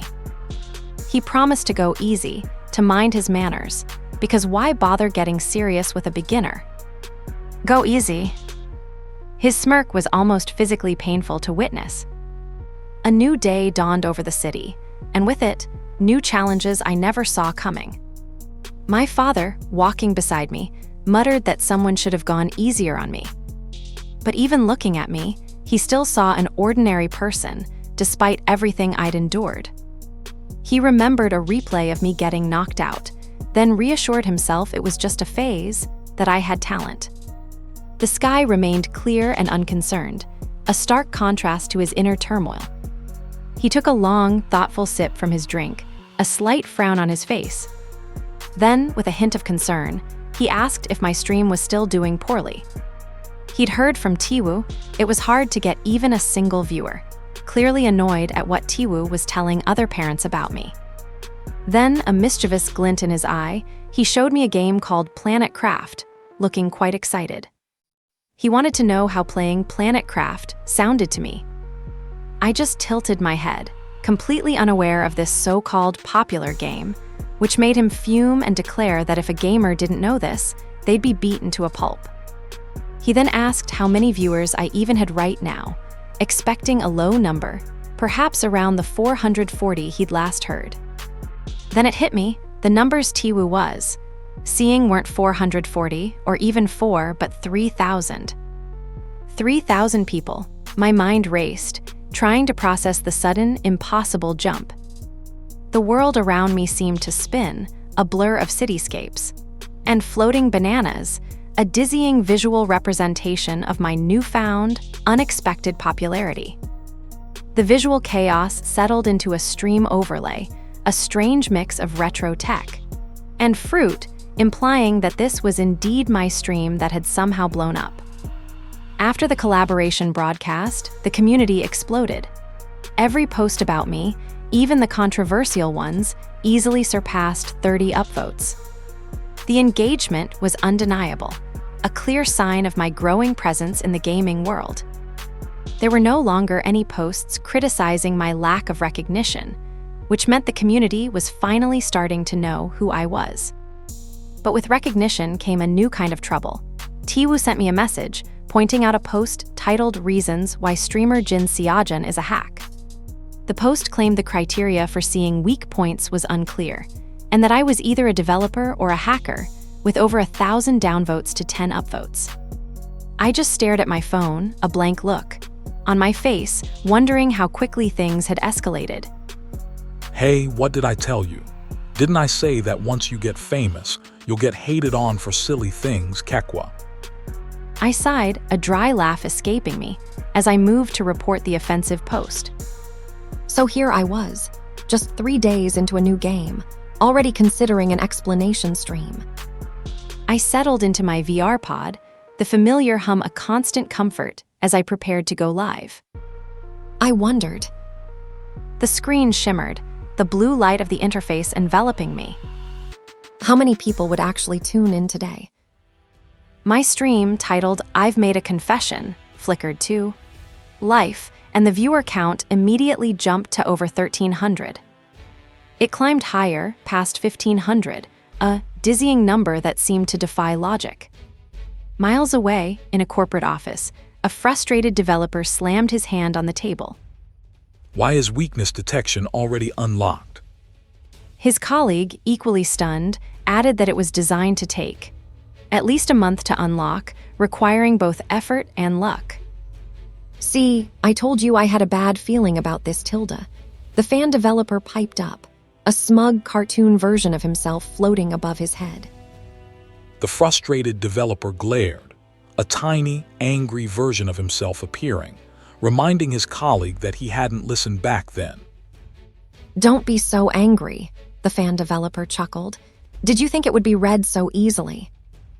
The frustrated developer, still simmering, just stared blankly, asking what that was supposed to mean. Meet frustrated developer, a game developer who is frustrated by Seojin's unexpected progress in the game. Then his eyes widened as he saw the screen, a new kind of shock replacing his annoyance. What is this? The fan developer, now almost vibrating with excitement, showed them a video of me, breaking a weak point. On the screen, my character, Dane, moved with impossible speed, a blur of golden energy. He struck with precision, shattering the invisible pattern the developers had spent months crafting. The frustrated developer was speechless, seeing me in the game perform a feat that defied all logic. He could only stammer, "No, how? Does this make any sense?" The fan developer watched his colleague, a look of profound satisfaction on his face. He just crossed his arms, letting the silence do its work. Then, with a dramatic flourish, he announced, "The otaku presentation will now commence. Fanboy Mode ON. As someone who became a fan of Seojin Nim after this stream, let me explain." He gushed about how I'd instantly grasped and shattered a pattern they'd spent months on, calling my skill a hack, even from a developer's perspective. The fan developer, practically weeping with devotion, declared that any attack on Seojin would be an attack on him, calling me the king god Great Seojin. Enough. The frustrated developer finally snapped. So what are we supposed to do now? He threw his hands up in exasperation. Don't you know everything will be ruined if the fragment appears first? The frustrated developer's eyes narrowed, a bead of sweat trickling down his temple as he focused on the true crisis, the fragment of order. He explained this fragment was a hidden Easter egg, designed to hint at their next project, and gathering them all would unlock a short chain quest. A dazzling purple crystal, shimmering with light, appeared on screen, representing the fragments of chaos. Below it, a cloaked figure stood, holding a shard, bathed in the same mystical light. The imagery then transitioned to a video player, as if showing footage from the game itself. Then came the kicker. A critical translation error had occurred, turning the English fragments of chaos into fragments of order in the Korean version. This entire system, he emphasized, was a thoroughly calculated promotional method he himself had designed, a grand plan for their next big game. However, This entire, meticulously calculated promotional method had gone horribly, spectacularly wrong, all because of one single player. The fan developer, who had just been so confident in Seojin's success, looked utterly aghast. The frustrated developer's face was a mask of pure dread. The fan developer could only stammer one word: a week. The frustrated developer demanded to know the probability that Seojin would collect all the fragments of order within that timeframe, his knuckles white. I can answer that for sure. It is 100%. You nuisance, get out.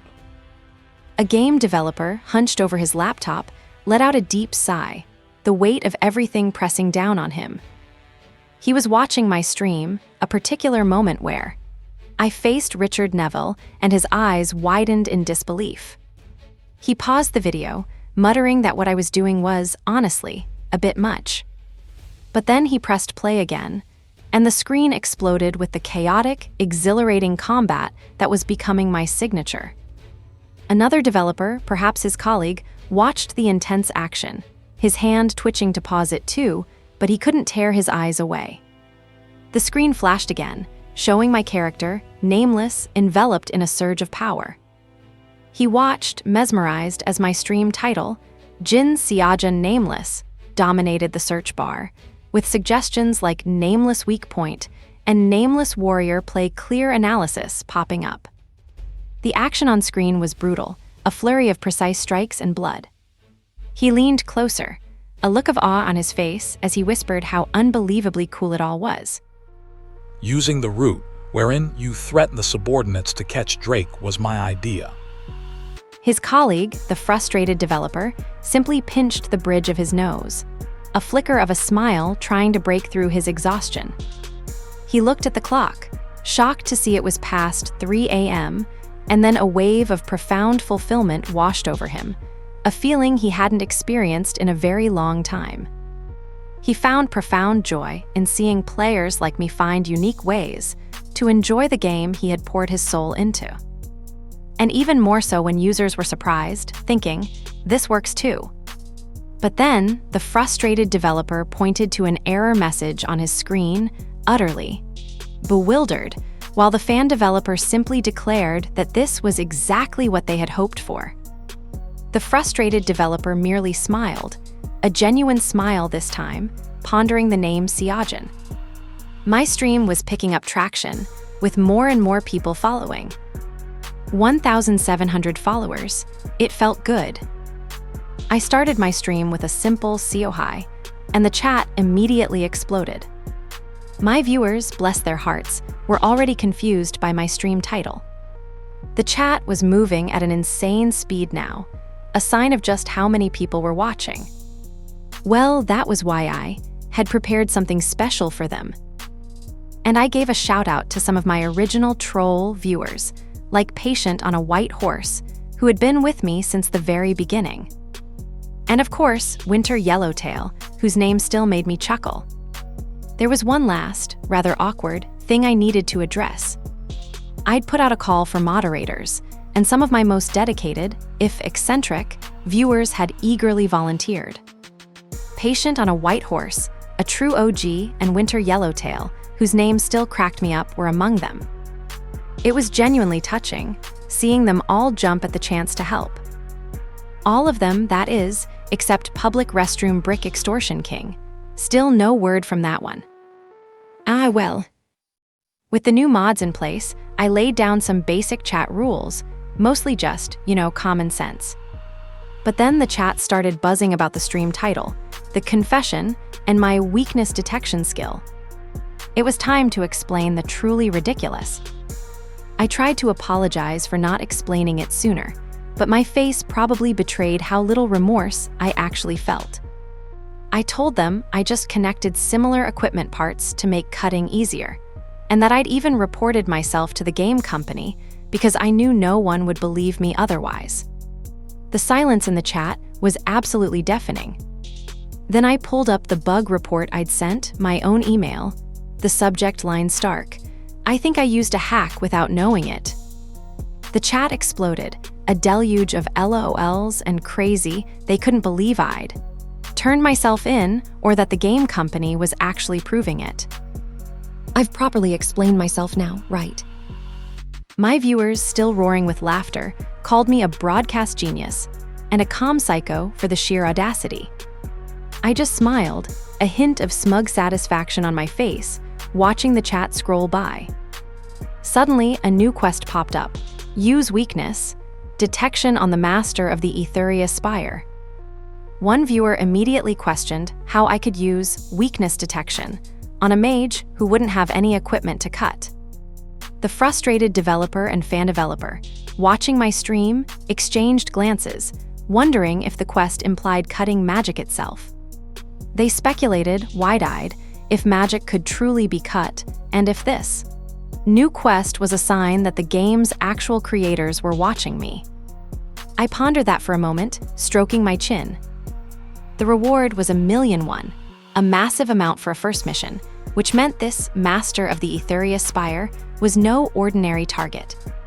The developers, now fully captivated, watched me intently, wondering if I truly was some kind of hidden genius or perhaps something more.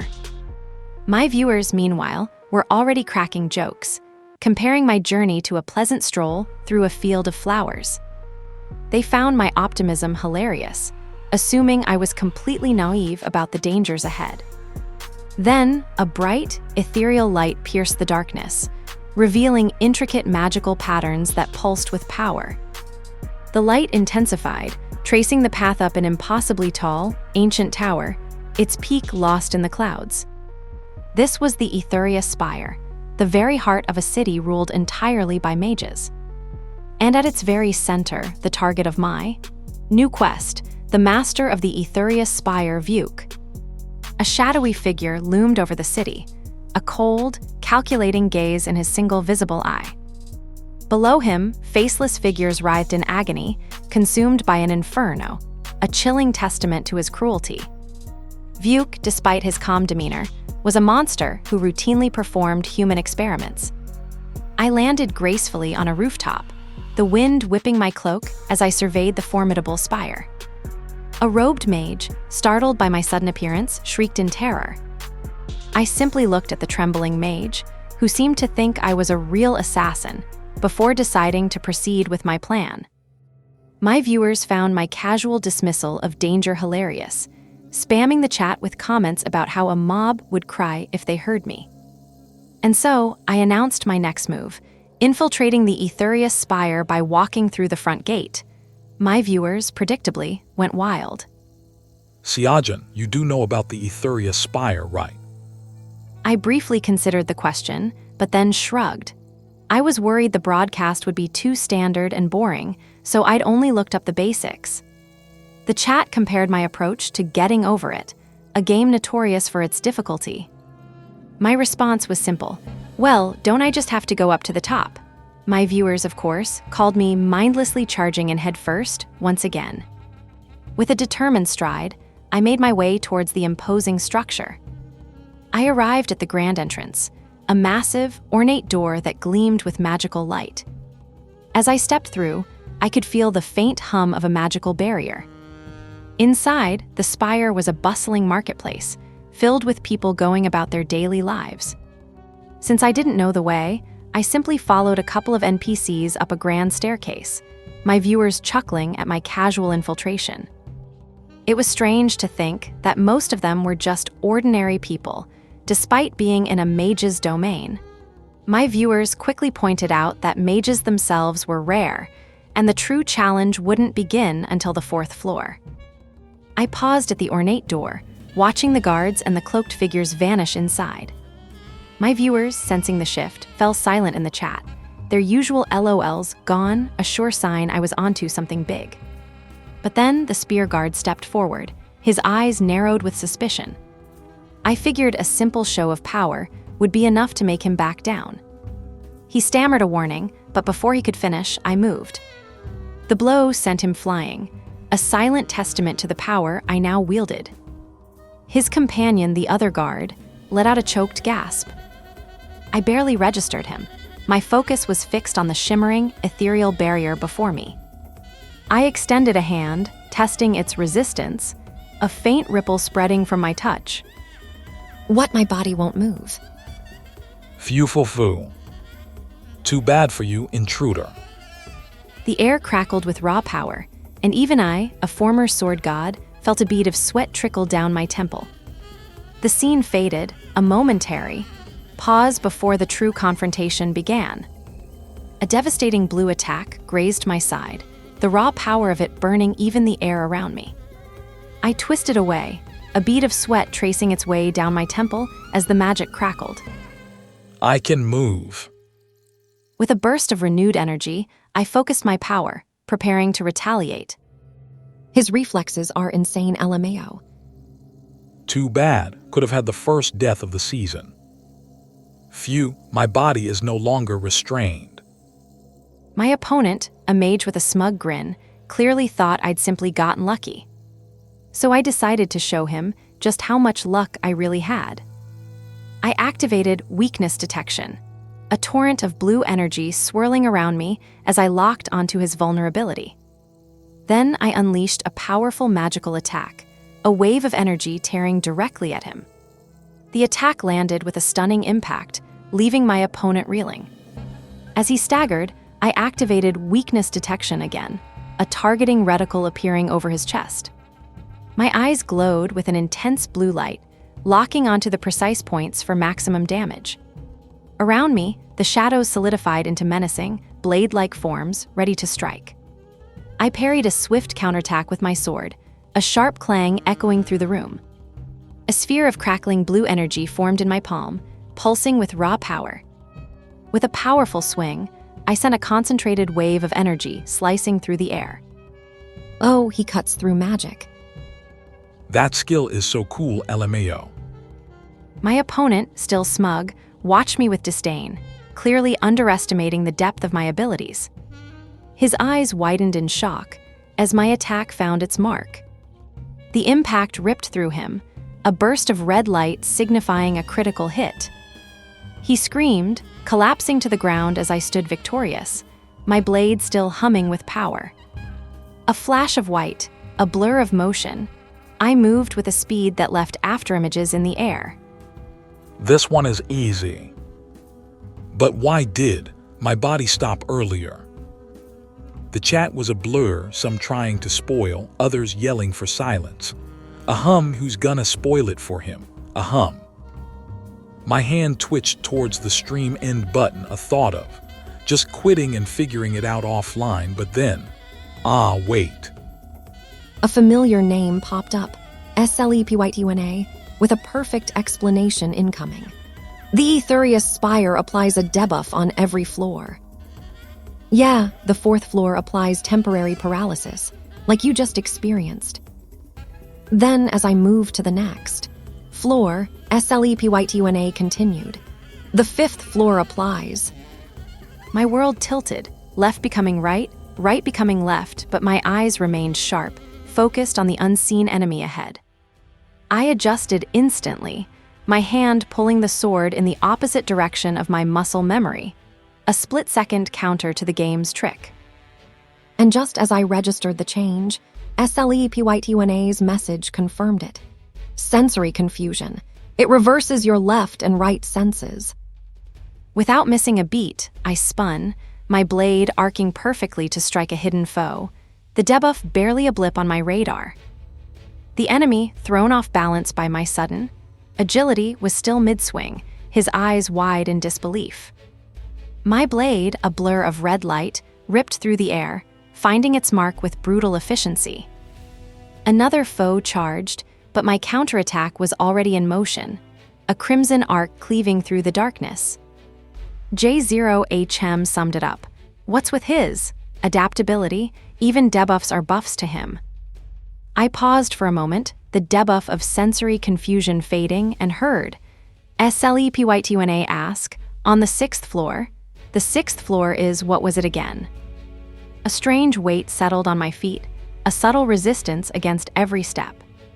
It felt like moving through thick mud, each movement an effort, as if the very air had turned to stone. The world around me seemed to drag, stretched, and distorted, but my mind was already racing.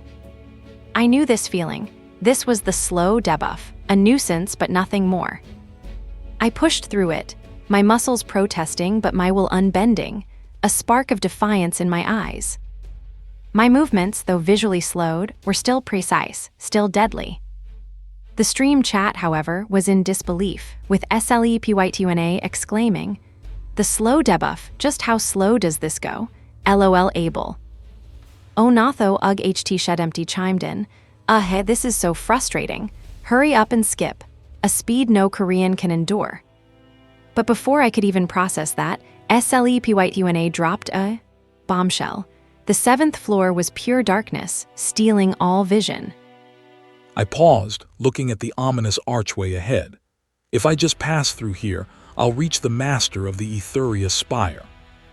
I took a step forward, the glow of the portal marking my entrance. And then, just like that, everything went black. The chat immediately exploded with worry. Is he gonna die here? Honestly, the darkness is way too op. Another viewer added, FR though, what can he do if he can't see anything? But I wasn't worried. I knew this tower. The layout of the rooms should be exactly the same as the previous floors, I mused, a plan already forming. Let's retrace my memories. I closed my eyes, not to block out the darkness, but to see through it, to recall every detail of the floors I'd just ascended. A faint light emanated from my outstretched hand, a small beacon in the oppressive void. Suddenly, a blade flashed in the darkness, aimed directly at me, but I reacted instantly, blocking the unseen attack with a surge of power. I didn't just block it, I countered, my attack connecting with the invisible assailant. The force of my counterattack surged through the darkness, an explosion of red light that even my viewers, like CRYINGGLLY, couldn't help but acknowledge. The visual effects were definitely cool, I had to admit. The unseen enemy crumpled to the ground, a chilling sound in the oppressive blackness. I stood amidst the swirling shadows, my senses now fully attuned to the environment, my posture unwavering. Another hit, another hidden attacker taken down. My sword moved in a blur, a red streak across the void, dispatching them one by one. Crazy is this guy even. Human, SDARTLEDCULDFISH typed, speaking for everyone. My face, though obscured by shadows, held a grim satisfaction. Suddenly, a hail of icy blue projectiles rained down, a new, unseen threat. I spun, deflecting them with a powerful, sweeping motion of my sword. The air crackled with energy as I moved, a blur of motion in the absolute darkness. Another attacker, this one a cloaked figure, cried out in frustration as I countered their assault. My ear twitched, picking up the faintest rustle of cloth, a breath held too long. Found you, I said, my voice cutting through the silence as the cloaked assassin flinched. Suddenly, a different assassin, a female figure, unleashed a barrage of sharp blue energy blades from around her, aiming to overwhelm me. But I was faster, my movements fluid as I dodged and weaved through the deadly projectiles. I parried a blade with a swift, powerful strike, sending it careening back toward its sender. With a burst of speed, I closed the distance, my cloak swirling around me like a shadow. The assassin watched me approach, a flicker of fear in her eyes. She gasped, realizing her attacks were useless. Assassins by their very nature. She tried to conjure a burst of fire, a desperate last resort, but my hand was already moving. My fist connected with a sickening thud, extinguishing her flame and her fight in one brutal blow. Are stronger in the dark. I felt a surge, a primal burst of energy as I unleashed another devastating blow into the darkness. The impact echoed, a phantom wave of force that tore through the unseen enemy. Then a soft light, just a faint shimmer, began to break through the oppressive gloom. Thankfully, I passed through just fine. The donations started rolling in again, a steady stream from Anon and another from SHOOPOT. Then CORNERDIREC2RBUNGL threw in another 10,001, prompting my internal thought. Oh, 3 in a row. By the way, doesn't everyone do at least this much? The notification flashed, bright red against the darkness. Mission complete, 7th floor. I stood before the imposing doors to the master's study, on the 8th and final floor. Patient on a white horse, a viewer, popped up in chat, urging me to wait. They linked a strategy guide for the master, and I realized I probably should give it a quick look. The guide laid it out. The master's fight was split into 2 distinct phases. Phase 1 was all about magic, intense but manageable enough to dodge. But then came Phase 2, and that's where things got problematic. The master would summon a barrier that only bomb-level damage could even scratch, but bombs were expensive and limited. And then, of course, came the lightning. Fast, indiscriminate, and relentless, it was a rapid-fire assault that simply didn't let up. The guide even showed someone trying to use a friend as a lightning rod, only for the master to just keep recasting his barrier and firing more lightning. It was an endless cycle. The guide's author confessed they hadn't even cleared it themselves, just shared what they had in hopes someone else could find a way. I paused, processing the information, then closed the guide and brought up my inventory. My inventory was still sparse, to say the least, just my old guard's sword and a machete. The stream chat, predictably, exploded, with viewers like VGTABLENFRONTUFM1ITOR mocking my apparent lack of gear, wondering how I'd ever get past the master's barrier.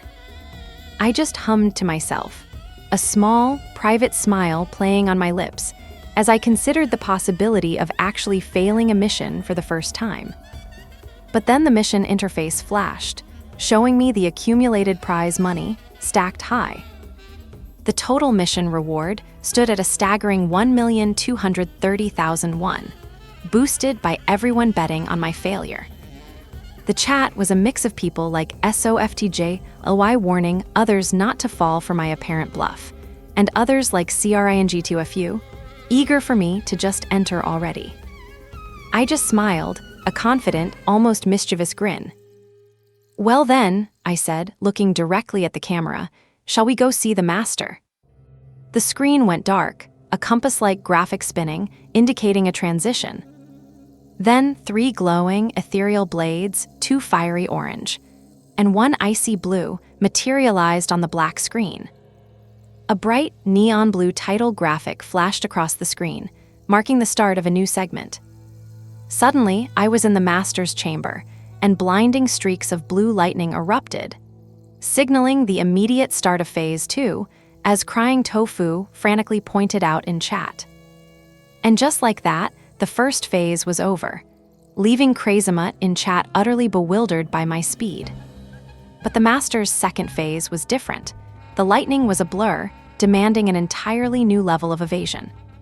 Reacting was impossible, so I had to predict his every move, and the chat wondered if I could dodge this onslaught too.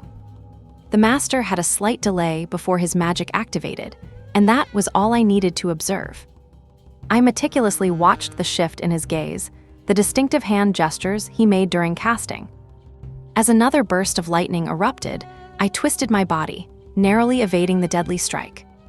Again and again, I dodged, the blue arcs of energy crackling around me as I flowed through the barrage. Mental breakdown in chat couldn't believe it, while Sweet Potato Kimchi suggested I was seriously pro-level. I realized he wasn't just attacking randomly. He was subtly steering me, guiding my movements. With each lightning strike, he blocked my path, making sure I couldn't get to his back. His shield blocked any frontal assaults, making him seemingly impervious. And if I tried to circle around, he just used the lightning to guide me right back to where I started. As I dodged, a thought struck me. The lightning was converging on something, a pulsing blue energy inside a glass cylinder in the room's center. I extended my hand towards the mysterious core, my fingers tingling with anticipation. But the master, ever vigilant, was too fast. A searing red lightning bolt shot out, forcing me to parry with my blade. I recoiled, the force of the impact vibrating through my arm. The master's shield flared with renewed energy, a clear message: access denied. I leaped backward, dodging another volley of lightning that crackled around the room, forcing me away from the core. Where do you think you're going? The master's voice boomed, a challenge in his tone. My eyes narrowed, catching the glint of the core in my peripheral vision. I was certain that thing was important, but the master's shield made it impossible to get close. The chat, of course, was already losing its collective mind, with Krazamut asking if there was no answer for the shield, if I had to retry, if I was just going to keep dodging. I remembered the mission prompt explicitly telling me not to use my weakness detection skill, which struck me as odd. It was just a hunch, but I'd learned by now that the game didn't waste words. There had to be a reason. Then I saw it, multiple branches of lightning converging, scattering like a shattered window at one crucial intersection. And there it was at the center point where all the small branches overlapped, something beautiful and strangely vulnerable. I knew then what I had to do. With a surge of power, I brought my blade down. Wow, chills. The force of the blow shattered the hidden core, sending a blinding flash of light across the chamber. The master of the Aetherius spire, his lightning gone, looked at me with an expression that was almost human. The entire spire trembled as the core's destruction echoed through its foundations. And then in a final burst of energy, the master was gone. The mission was complete. What did he just do? He didn't use weakness detection, did? There he goes again, doing something only he would do. A notification popped up, confirming my victory and the hefty reward. My sword plunged into the core, a blinding flash of red light erupting around me. The entire structure of the Aetherius spire groaned and shattered, an explosion of pure energy rippling outwards. You must have believed that destroying, that would solve everything. He tried to lecture me, explaining how that core refined mana for the spire, claiming I was flustered. LOL, pretending HES, not what a guy. Anyone can see that's what solved it. But even as he spoke, the lightning attacks around him faltered, then vanished completely. The master himself was caught mid-gesture, his hands still raised as if to command the storm. As expected, that was the core. My assumption had been correct. The master's face twisted in disbelief as the final vestiges of his power fizzled out. A bug like you using such an obvious move, he muttered, but his words held no real bite. I stood ready, my blade still humming, but there was no need for another strike. The master simply faded, his form dissipating into blue light. Then, even as he faded, the master's voice scoffed, calling me too slow, too lacking to master teleportation. But as he chuckled, a glint of steel materialized from behind him, plunging into his back. The game system confirmed it. The master, Duke, was dead, and I had earned another shard of order. Now then, I'll be taking the mission prize money. A massive payout of 1,417,000 currency units flashed across my screen, a testament to a mission well executed. I knew it then with a quiet certainty. Next time, I'd gather every single shard of order. Back in the real world, a developer turned to Team Leader Kim, a peculiar smile playing on his lips. "Is there any chance we can contact him?" he asked, the gears clearly turning in his head. Just as I finished a grueling battle, a sudden, jarring cinematic ripped me from the action, announcing story mode. It opened on a vast, empty hall, mist, swirling around ancient pillars and luminous stained glass. A lone, cloaked figure stood in the center, a stark silhouette against the glowing light. Then, a woman in uniform entered, casually observing that someone else was doing their job for them. The scene shifted to a twisted, shadowy tree, its roots entwined with a chessboard littered with fallen pieces, a chilling metaphor for purging rotten branches from a syndicate.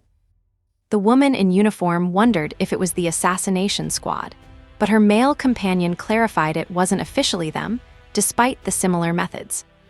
She turned, a grim expression on her face, considering if they could recruit this mysterious player. The man in uniform hesitated, his face shadowed, clearly weighing a difficult decision. But the woman in uniform had already made up her mind, her gloved hand resting on her hat. With a confident, almost predatory smile, she declared she would go see for herself. The cinematic ended with a flashy title card, leaving my viewers utterly baffled. What's up with the sudden cinematic? My viewers were still reeling. CRYINCPOTATO suggested it was about rival syndicates, but VIEWBOT quickly shut it down. The game creators confirmed my actions weren't an assassination. Ah, it finished, I said, stretching. Looks like the story is finally progressing. Then I noticed something else. The streets were completely empty. No shit, who'd wander around after you caused all that, LMFAO? A viewer commented, and I couldn't argue with that logic. I just looked out at the deserted square, a wry smile playing on my lips. With a wink to the camera, I doubled down. It's yet another successful assassination today. Another viewer immediately corrected me, but then Ark chimed in with a massive 100,001 donation, declaring, if the streamer says it's an assassination, it's an assassination. Enjoyed your gameplay. Turns out you just needed pure skill to clear it. Ah, thank you for the 100,001 donation, Ark. I replied, genuinely surprised. Ark was watching too, holy shit. One of my viewers, WHYDRNKMILK, asked if Ark was well known, quickly explaining he was a former pro in a collectible card game. Another viewer confirmed, a famous analyst, yep. I realized my audience was becoming far more varied than I'd expected. Well then, I should slowly. I began, wondering what came next. Then a hand, strong and firm, reached out and grabbed my arm. My character, Nameless, looked utterly bewildered as he was reeled in. Nameless. Christina, my tutorial guide, smiled warmly, thanking me for eliminating 3 rulers.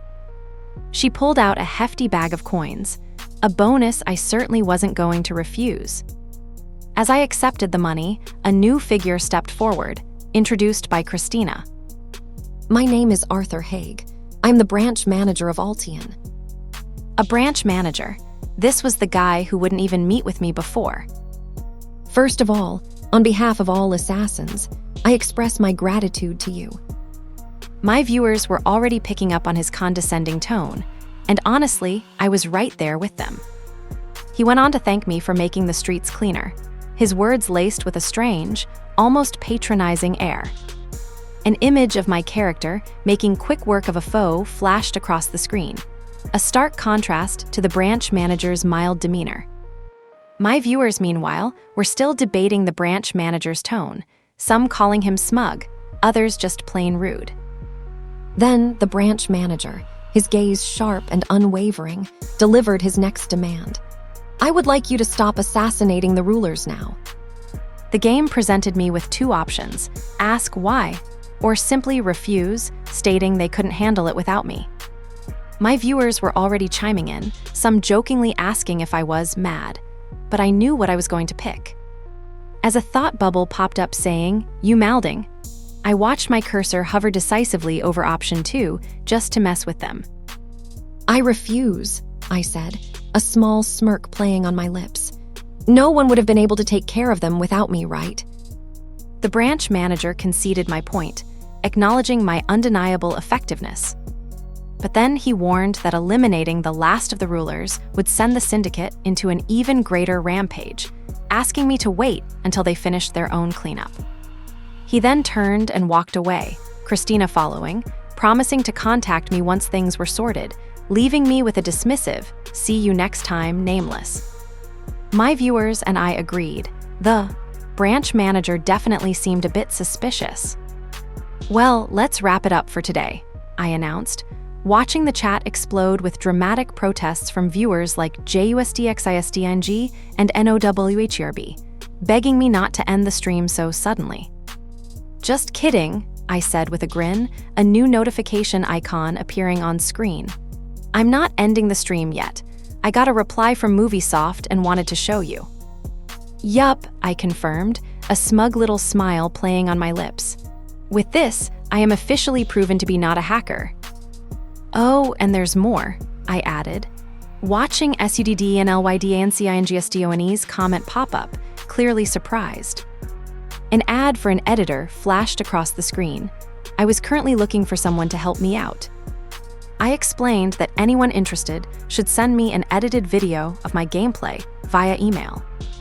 Alternatively, they could upload it privately to iTube and send me the link. I hoped someone out there would give it a look.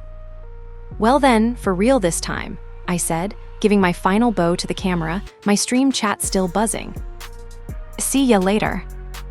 The screen went dark as I logged off, the game world fading away. Back in my apartment, I sighed contentedly. Chicken and beer after ending the stream. I savored a mouthful of crispy fried chicken, a blissful smile on my face. This is the taste. That's when Tiwoo popped up, munching on his own chicken. Hey, I heard you're looking for an iTube editor. Tiwoo was trying to sell me on joining an MCN, a channel management company that partners with iTube creators. He said their boss was free to meet tomorrow, but I just shook my head. Tomorrow won't work, I said, a slight smirk playing on my lips. I just got a message from the team leader at Moviesoft. Tiwoo's eyes went wide, a comical huh, escaping him as he nearly dropped his chicken.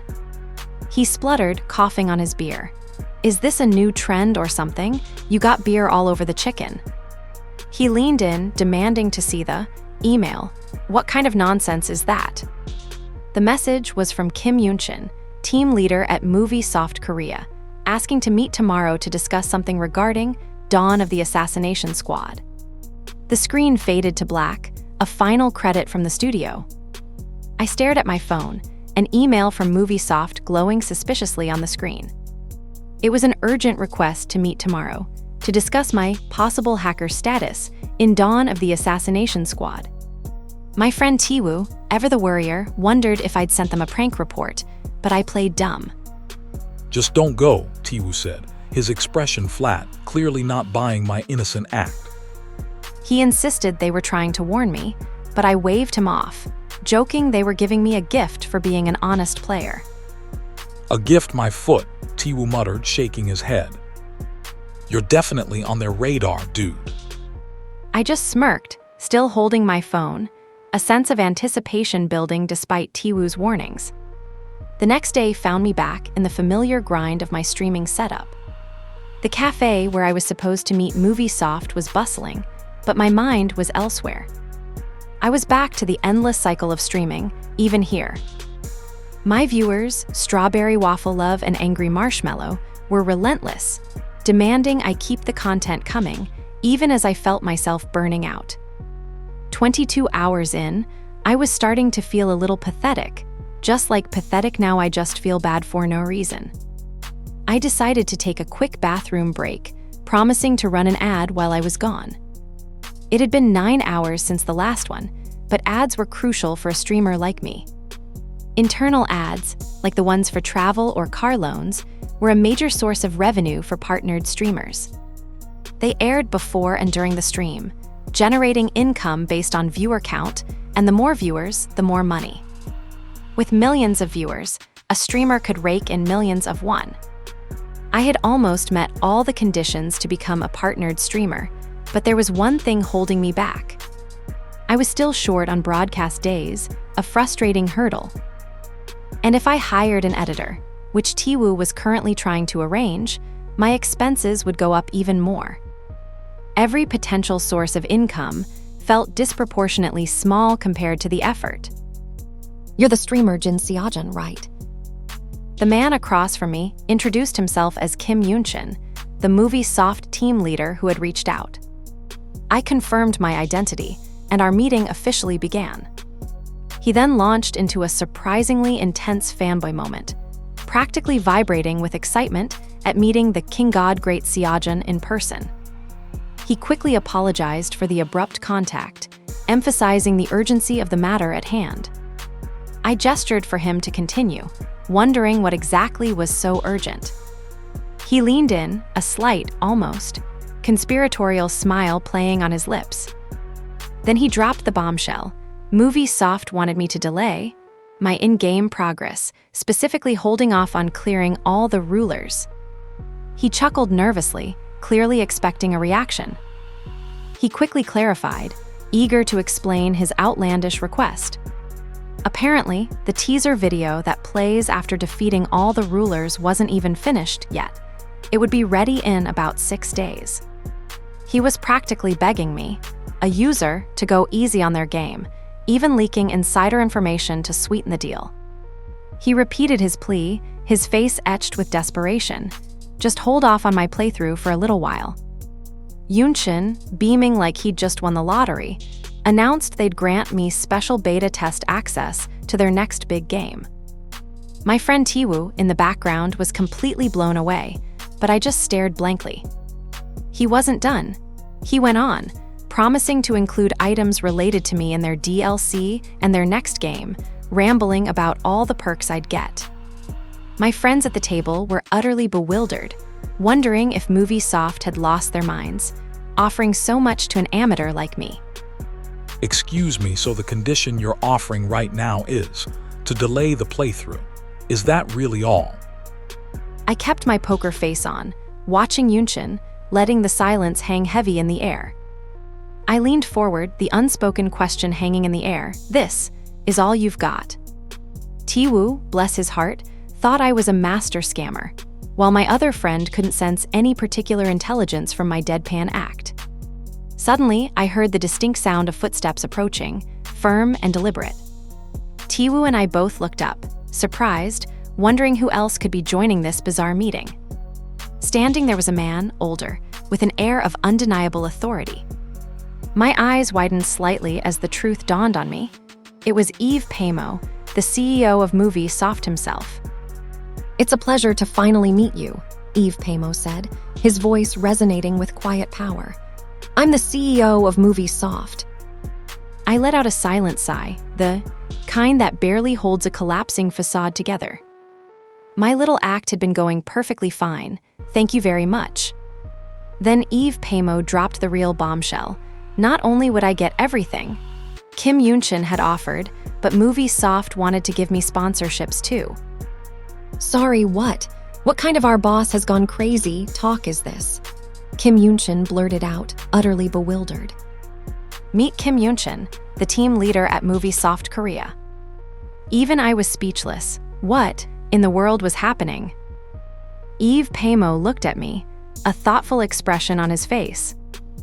I just stood there trying to process the sudden, dizzying shift in the conversation. He then tapped my head playfully, a strange gesture given his CEO status. He explained they were convinced I would grow significantly in the future. That's why they wanted to reach out on a company level to secure me early.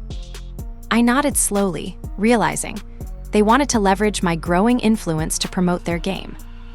It was clear they wanted to get on my good side and stake a claim on my future. I narrowed my eyes, a silent huh, escaping me as I considered the implications. Excellent, Eve Pamo said, his smile widening. Then let's proceed with the contract right away. Meet Eve Pamo, the CEO of Movie Soft. Kim Yunshin, beaming with a truly radiant smile, pushed a stack of papers towards me, promising beta access to their next game, special DLC, advertising sponsorships, and Movie Soft's endless gratitude. I just blinked, a little chibai version of me thinking, ooh, okay, tremendous hospitality. Because there's a game I'd like to recommend, I said, looking at the two men. Eve Pamo's hands clasped together, a silent signal of his anticipation, as he prompted me to continue. Have you ever heard of Project Justice? I asked, meeting his gaze. Later that night, the city lights twinkled under a cloudy sky as Tiwoo sat at his desk, surrounded by the chaos of 1,000 potential editors. This bitch, Tiwoo yelled, slamming his fist down on the desk in pure frustration. He'd given endless feedback, nitpicked every single thing, even asked her to make it feel like Seojin's style. And now, after all that, she was saying they couldn't split the revenue. A message from son of a bitch simply told him, "You better find another job." Tiwoo, still reeling from the sudden dismissal, clutched his head and screamed that he wouldn't forgive them, vowing revenge. He furiously typed, declaring he'd find another job, though a voice in his head admitted there weren't many options left. Then, a strange notification caught his eye, pulling him from his enraged job search. It was an editor job posting, detailing video editing, effects, and captioning, with very specific content creation qualifications. A sly grin spread across Tiwoo's face as he read the requirements, a mischievous plan already forming. He leaned in, confident this opportunity would be just fine. That's the story so far. Subscribe to watch him rise.